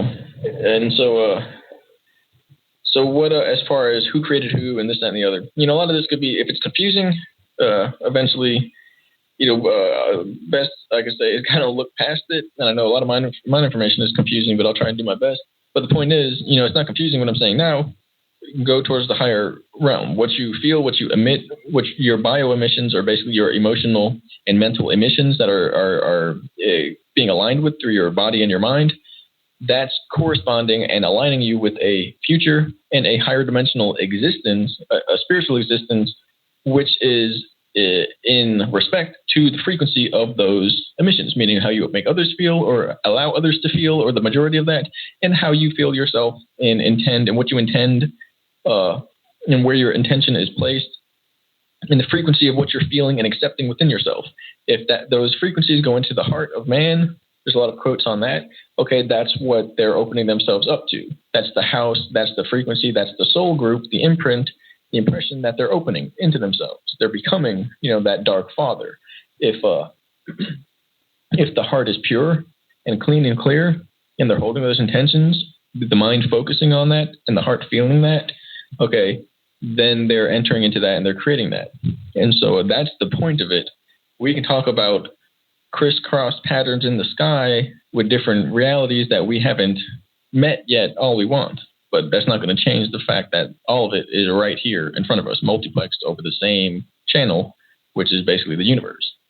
And it's a upper and lower, higher, lower planes. It doesn't have to be far out there and far out here. That's temporal, which is strange, but that's what it is. Space is not space. Space is holographic code. Time is not time. Time is space. Strange, but we'll get more on that later. What you reminded me is who created who, Lyra, this, that, and the other. And those are the explanations we're given, but again, I don't believe everything I hear. Maybe unfortunately.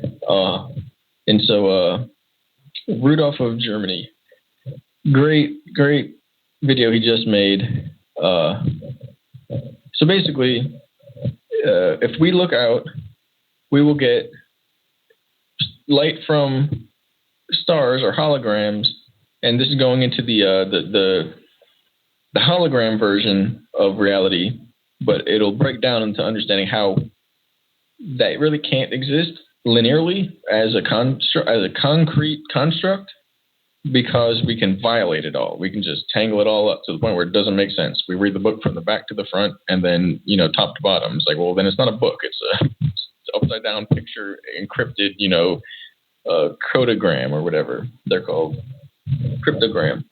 So basically, we can go out and with these powerful telescopes detect light that is reaching us from millions of light years away, so-called, so we can see into the past. So the idea is, if we can do that, we can see other civilizations. Okay, so imagine now we have the ability to send light in a very powerful manner that we can then beam information that we're looking at to that civilization, and in that essence, have it reach into the past that we're beaming it to. Or we can have that civilization, if they enter into in the time of their, because the idea is when we're looking at that light and we're seeing it, they're extinct long ago. But imagine they're putting signals out which give us code frequencies of their presence at that point in time, and then we can operate in a certain degree and find that frequency in time and then send the information that we're receiving from them to them. Ultimately, we would end up sending to them the view of their far past or the far future. And there's like a window of opportunity, of leeway to do this. In the same sense, they could be looking at us and doing the same thing, having faster than light transfer technologies to send information into the past or to view possible futures. But the future aspect is a workaround because the other civilization would be doing it, to the point where one civilization crosses over for the other, to the point where we couldn't see our own future or far past. Technically, you can look at the past. But if we beam out information that is basically like a package that can be received 1 million years in the future from this one civilization that's way out on the other side of the cosmos, and they can receive that, beam information into the past, which would be our present at that point, then we can shine like a laser light, a welcoming signal into these other civilizations, which would receive that along with everything else that happened in our entire history in the future, and then beam that information into their past, which is our present, and send up the information of our future. And so both civilizations have set up on different sides of the cosmos interdimensional time reflector mirrors that operate in faster than light fashions. And in that way, one civilization can beam to the other the reflected past mirror reflections, which is also the present and the future of that previous or other civilization. So we can reflect to each other the past of what we see, which would be I guess it's confusing, but it would be the present and the future of the civilization across from each other civilization. So we can show each other our futures that way and violate time to the degree where it shouldn't be possible. But it could technically work. And it does. That's apparently how they do it. That's one method that they were using. But this is still, according to what you've got, not part of the deity planes. Is it still part of what some people are calling, which a lot of people have called it this, the 15-dimensional matrix? Could be. What was the first thing? This is all part of the DA plates? No, it's not part. Is it part of the deity planes or not? I'm trying to get. No, this is lost in time, distorted, bent light, false reality construct where we kind of got to use contraptions and devices and tinker with frequencies, and it's basically the void space, the abyss that we're in, where we're kind of in a black liquid soup of dimensional. It's like a big grinder. Space is kind of like a big grinder at that point. But yeah, and the deity planes they don't operate the same. It's the deity plane. It's non-dual, and so the energy doesn't. It's not a scarcity entropy system. It would be a neg entropy system. The same way our heart energy of the mind, body, and spirit combined is a neg entropy system. It continues, but the body is an entropy system. It continually degrades and degrades and degrades, and that's why when a person has that energy that envelops the body because it's strong enough, okay, they're opening up that internal sun, you could say, which is the black sun is called. One other reason is that it's black. At least this is what they told me. And this is a different faction, one of the knowledge keepers, if you will, that it's because of the electromagnetic nature, that it's dark. The sun is everywhere. The energy, the generator, the force, okay, the subquantum, it's in every square centimeter and millimeter of space, quantity of space, meaning it's everywhere. The whole thing is one big black sun. That's the whole point. But and so when a person opens up their generator aspect, their regenerative aspect in a spiritual level, okay, then the body ages more slowly. We heal faster. We can do all these amazing things with the DNA. And so imagine going to a place where it's 100% neg entropy enveloped in complete spiritual liquid etheric light energy. Okay, well then there's no entropy, there's no aging or anything like that. Everything that takes place that requires violation of time and space, or these so-called laws of physics, which are incomplete, and there's two or three Maxwell's laws that are erased or kept. Once you pass certain of these initiations, then they give you the laws, and you're like, oh, well, that's why none of it makes sense down here. Well, that's only required in this abyssal plane, basically, in this place where every so many degrees, 1 degree, 1/1,000th of a degree is shaved off, or some of the energy is lost, and we don't know where it goes. It's this is in the bent light realm where we're kind of generators for some being who designed this realm. Now, so the black sun, I'm almost hearing that's the Force, like in Star Wars when they talk about the Force. And it also sounds like the way you're saying it's like the fountain of youth. When people talk about the fountain of youth, although that's water. So it sounds like whatever this is can take many forms. Are you there? Yes, sir.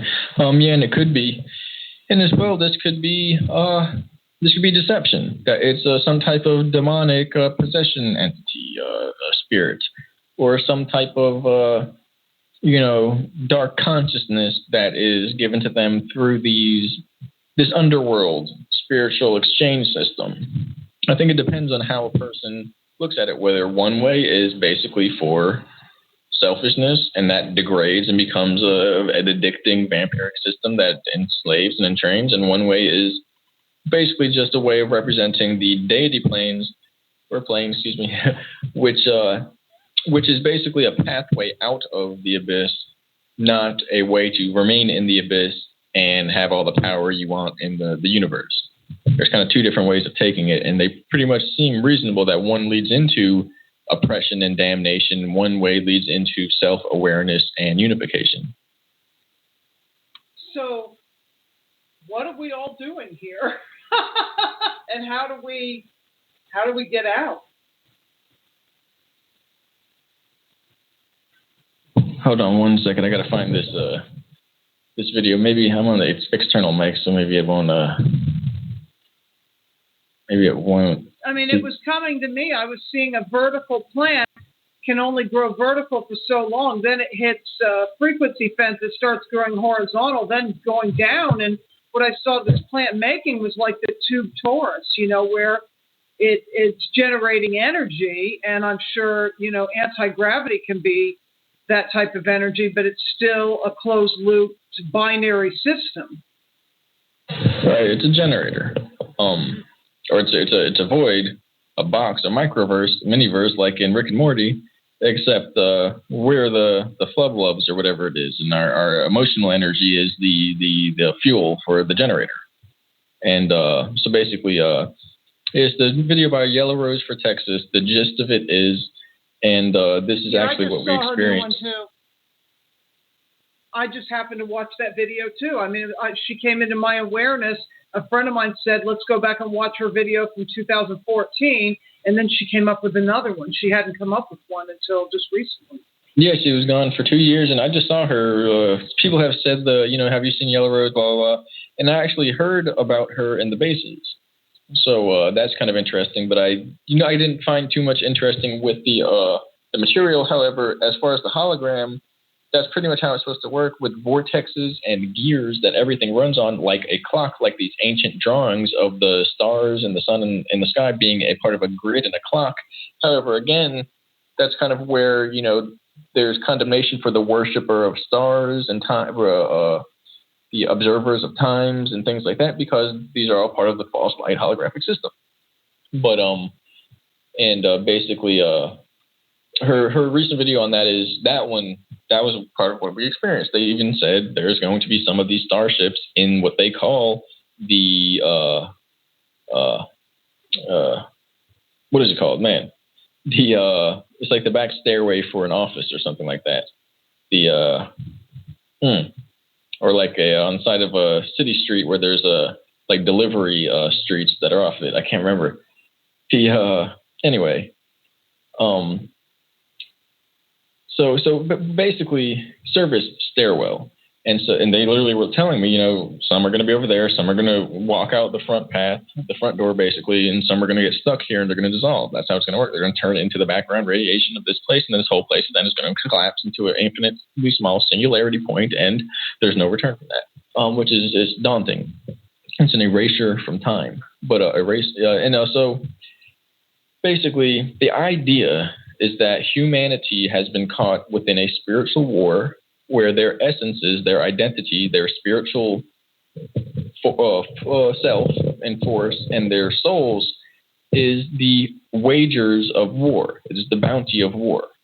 And we have been marooned in the dark seas of space, and we are basically considered lost souls in this war, in this space, prisoners of war, and that is part of how this legal, spiritual, debt slavery, soul trading system connected to all the structures and the industries of this civilization treat people, and how it's all organized from there.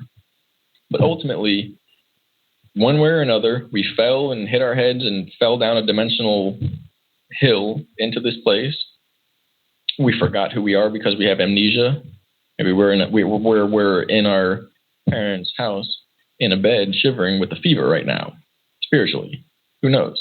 We're in a situation where we were brought here as part of a plan to entrap people, and we are prisoners of a spiritual war. And that's the gist of it, regardless of whether it was an accident or a dream that we're having a nightmare, or whether we're afraid of it or not. That's the idea, that part of our DNA is being mutated, that our minds are being wiped, that there are entity systems set up to control and entrap the souls of people. There's technology used against us, and the very nature of the civilization from the material form, and possibly the whole holographic universe with all these other entities that, could be whatever they look like, from the very first word to the very last part of the signature, instead of a seal, but a signature at the bottom of the page, is all contrived. It's all etymologically deceptive. It's all double worded. What is it called? Double speak.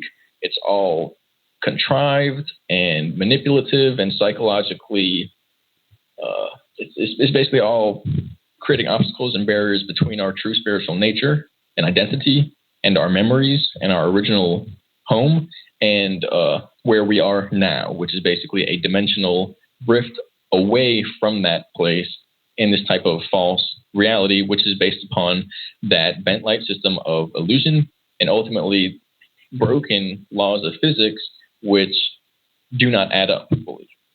But could this also be that because of the nature of paradox, that's true, but it's also true that we created all of this to experience the good, the bad, and the ugly, because otherwise it'd be like we're a victim and we're in a victim-victimizer program. And yet that's true too. There is the victim, there's the savior, there's all these archetypes. And even though we're in this hologram, there's still the tools that seem to help our lives. Like there's, we see number patterns, sequences of numbers like 1111 and all these things. I don't know if they connect with the Fibonacci or whatever, the synchronicities to wake us up, and even astrology, even if it's still part of the construct, it's helping us with our lives for understanding, for seeing the patterns in our lives, which ultimately helps to wake us up. I mean, I guess eventually when we see the patterns in like the different hall of mirrors of the different lifetimes of the soul, then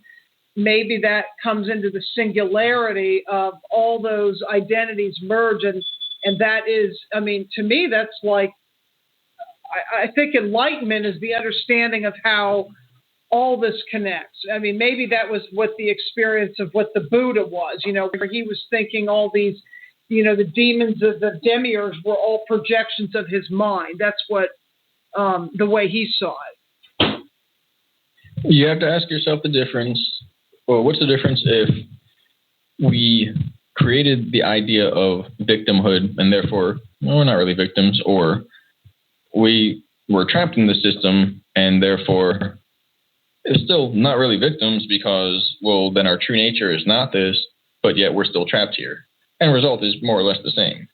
It's all about how we're going to go about dealing with this. It's all about self-responsibility is what we're hinting at. Not whether one happened, at least in my opinion, it's not whether one happened to the other. It's that the answer is self-responsibility, because whether somebody did it to us or whether we did it to ourselves, the answer is to take responsibility for what's going on, what's happening to us now, and simply our energy here and now, regardless of that we've been mind wiped and we didn't realize, what's going on and how to control our energy or that's being used against us. The answer is still to take self-responsibility. And that is a kind of a Gnostic version that the overall identity, the overall cosmic intelligence did take this leap of faith, if you will. But in the idea is that means then still that the wagers could still be lost, that identity and memory could still be wiped. That if we manage ourselves in creating that proportional resonance that can travel between dimensions, then we regain ourselves eternally. But if we accept that we're not going to, or basically just allow that degradation to occur, then we could still lose ourselves in this place to the point where we might end up on the other side, but we might just simply, basically stories that it's going to be a group of people, people make it basically. And then some will go, where are we? What happened? Or is it just going to continue on like nothing changed? And everyone else that kept their proportionality, their consciousness will be transferred through, and they're going to go, holy, crap.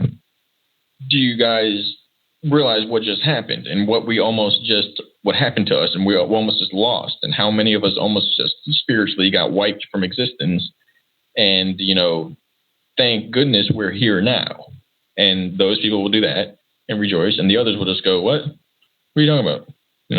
What happened? And so, that's a big difference of, oh my gosh, we exist for millions of years.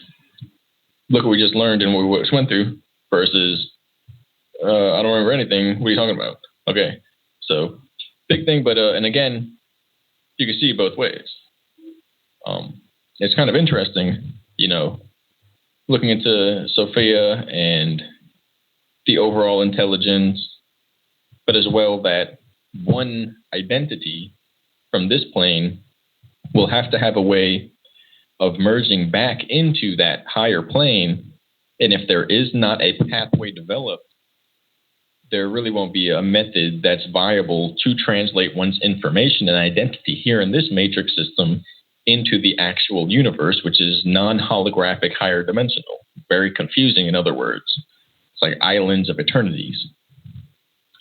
Did you learn about the Knights Templar in your trainings and how that connects with the Gnostics? Because there's some knowledge that obviously, they must have preserved.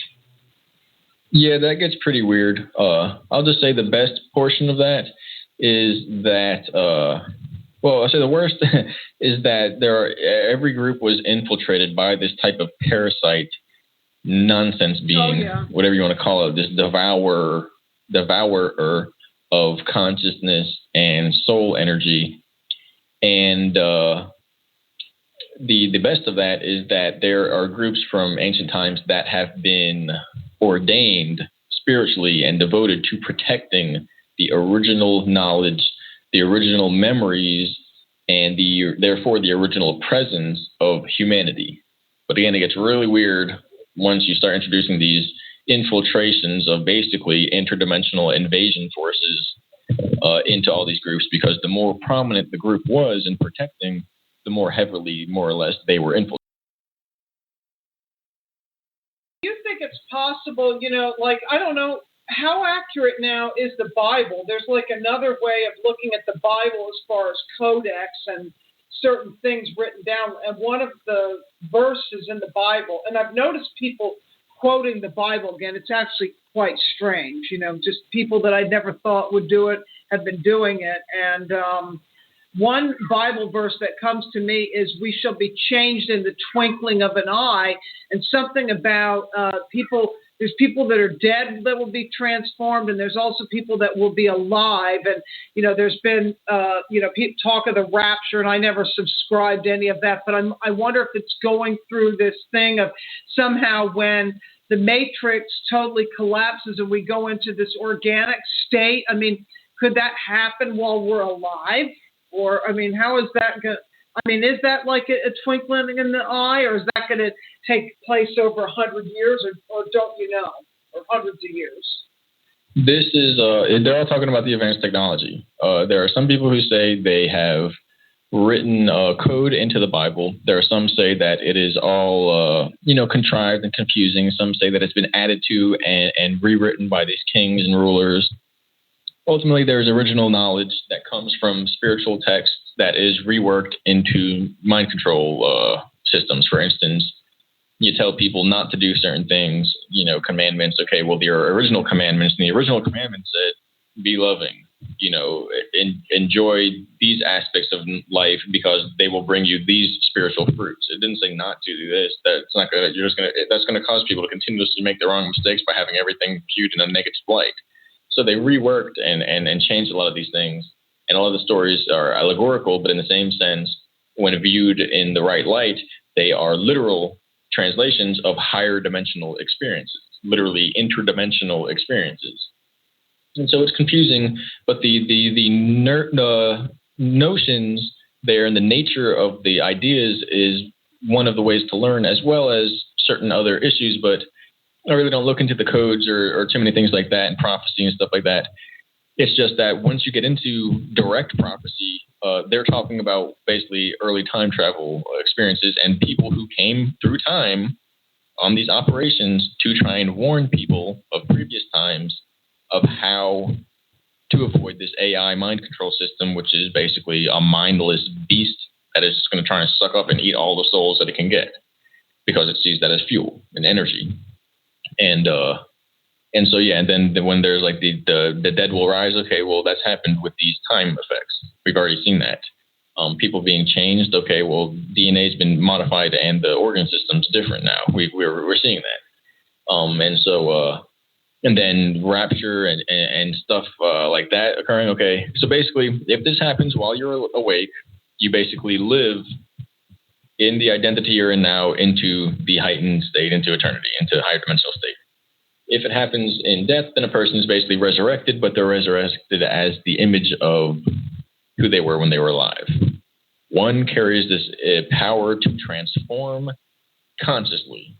One is transformed as a result of this power being unleashed basically in the world and transforming the world and people navigating out of this realm and DNA unlocking, and there's a rate of acceleration of consciousness and a spiritual unveiling of the soul and a breakdown of the distortions of consciousness, the false image, the ego, what is the shadow mind, or more so how consciousness and thoughts in the physical plane is a shadow of the higher dimensional plane, that it is the secondary counterpart to what is the original source of energy. And once that source is shown, the shadow goes away. You can't see it anymore. It dissolves. And so everything is kind of hinting towards that.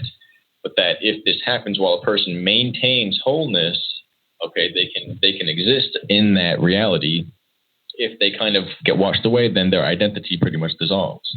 And they may return, but the memories and the identity of this place, it dissolves. It's kind of like coming here from that place of identity of spiritual wholeness, and then forgetting oneself, and then going back to that spiritual plane. So the who we are here, if we forget it, it makes these knots, these problems that, and if this plane is gone, okay, well, there's not going to be a way to work it out. The pain that people were in might be gone forever.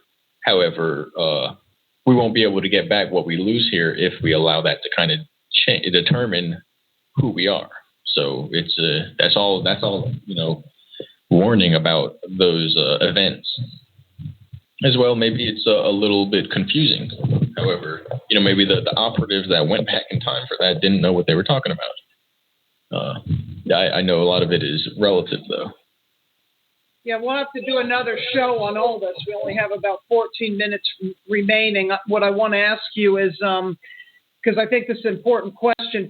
I feel that a lot of people probably have this question is, when people pass the body, because of the moon matrix, being a soul catcher. I mean, when I first saw that structure, I saw it, and the Saturn and all that, and then I started seeing information to, support that. It's kind of disconcerting or whatever you do when you start to see these things. However, it makes me wonder what happens to the soul in between lives, because now the astral plane, I'm seeing that in a different light, since our conversation. I've just been seeing it anyway, that there's something different, that what happens to the soul as we're in this construct, because it sounds like until the end of this game, nothing goes anywhere.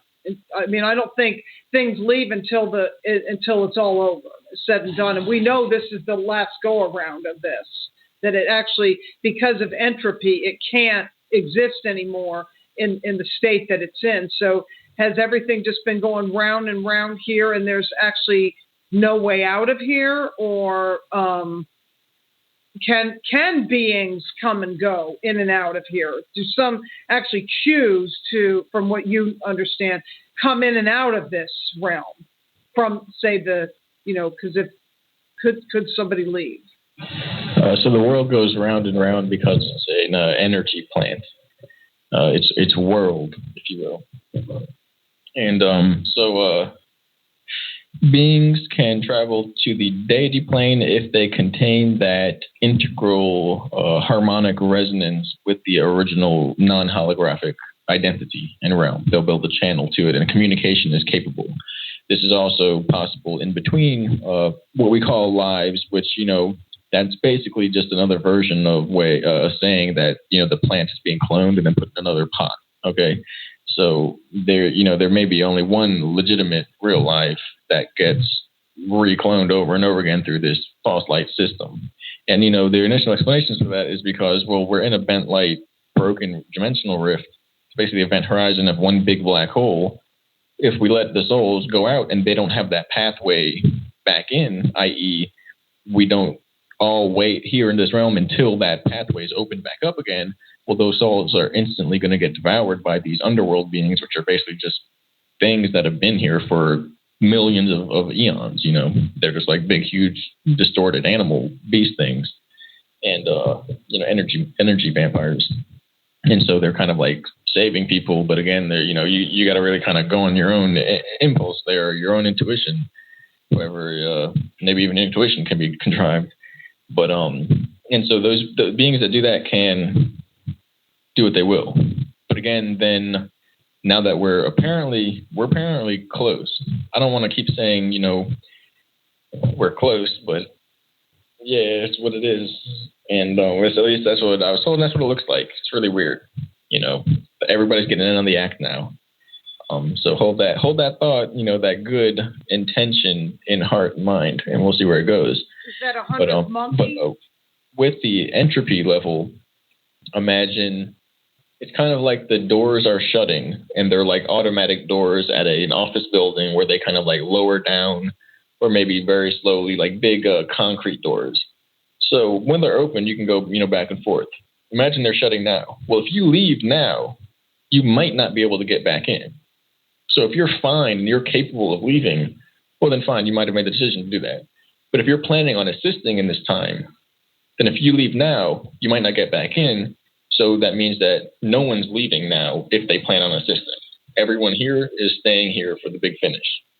And that's kind of the idea behind that. And within that door, those doors shutting, there's going to be a huge dimensional gate, which is basically a time gate, where the synchronization of the energies all comes into alignment, where there are clear channels developed or just naturally aligned as part of the structure. Basically, the seams in between the gears of the clock, when every so many years lines up, there's a clear pathway right out the exit. And so that's what's coming around again.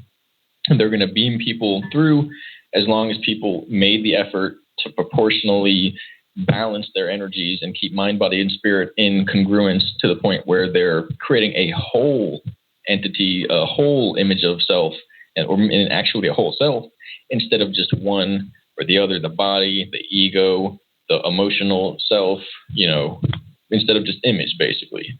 And, if that can go happen, then, and if they can do that, and there's balance, and as well there's a capacity for intensity and an increase in all levels at once, to the point where one can proportionally, dimensionally expand in their being and experience the fullness of who they are from a non-holographic, larger than universe, basically, perspective. I had one last question. It's probably going to be it. Well, maybe one or two. A friend who was going to call in tonight, she wanted to know about walk-ins from this perspective. Like when a soul walks in, say right. The personality changes. I don't exactly know what her question was. I'm just trying to remember to the best of my ability. Right. So, everything can be contrived. And so this is a reference to basically cloning and inserted consciousness of beings or people who are from different times or planes. And so, it could be either way. There could be a being that, secretly drinks blood and eats people, or a being who has literal access to memories of what people call heaven in this place. And so it could be both. And as well, to look at it as purely innocent maybe, or neutral, neutral is maybe positive, but purely positive, okay? And it's kind of confusing, but that's kind of how neutralization, transcendence of that dichotomy and duality works. To look at it one way or the other is polarized, and it's not going to make sense. But neutral is the point where somebody from, a place of healing, or it could be basically a being from the underworld. They're both capable through this cloning technology and inserting through the walk-in, and as well a spiritual introduction of the same process, which is through kind of like a soul expansion, or as well a soul trading based upon. It's kind of like a small version of the time gate. But it's very confusing, and a lot of people are going to have some nasty stuff to say about it, and a lot of people are going to have some positive stuff to say about it. It's one of the more kind of confusing side topics. So what would you say to people in closing to give them, hope? I mean, my hope for people is, like we were talking about, self-awareness, gnosis, know thyself. I mean, I'm feeling that's one of the most important things. I mean, because I don't know if you could even know the creator of all, God, or the force, or whatever you want to call it, until you know yourself. Right. It's all relative. If you want the truth, you can find it. You can look towards it. You can produce a healing aspect within yourself that will align you with those experiences. The energy of appreciation is powerful and accelerates this process. You can, a lot of this, the true nature of things is not understandable in the physical body and in this life. So we kind of have to go on this adherence to these principles of healing, unity, and self-awareness. It's a split between automation and lack of self-awareness, and the acceptance of self-responsibility and increasing of self-awareness, and therefore a spiritual development of the self. And, refine all the energies and think about the heavenly realm, the deity plane. Think about those in these areas in heaven. Think about these uplifting beings that are helpful, and think about uplifting others. Fill your mind and your heart with that, and connect your soul with the idea of help, of assisting others, and it will be done. It'll be possible, and no one can force anyone to the light, or at least to healing. But those who are accepting can be shown and can be assisted. And so everyone can be a light for others, a beacon of truth, and can calm and help people, because that's basically what's threatening everything. It's just simple stuff, that we're not communicating effectively and positively to each other. And ultimately, there is a plan being enacted where heaven will extend to you the power and the healing to allow you to be in their realm and to allow them to be in your realm, through your action. And so it's all about what you desire in your heart when you focus your mind and your heart on these things. And it was said the spiritual war is over, that humans were teleported here as slaves, and that the war is over and the realm is closing forever. And the negative are basically leaving this realm and the positive are leaving this realm. And that we're basically, it's all about how we're going to finish the show. And that's all we wanted to do in coming here. And all about activating our energy blueprint and experiencing who we really are and accepting the truth about all of this and enjoying it, basically, as part of that cosmic intelligence, SyFy wisdom experience of self and reality and the spiritual nature of things.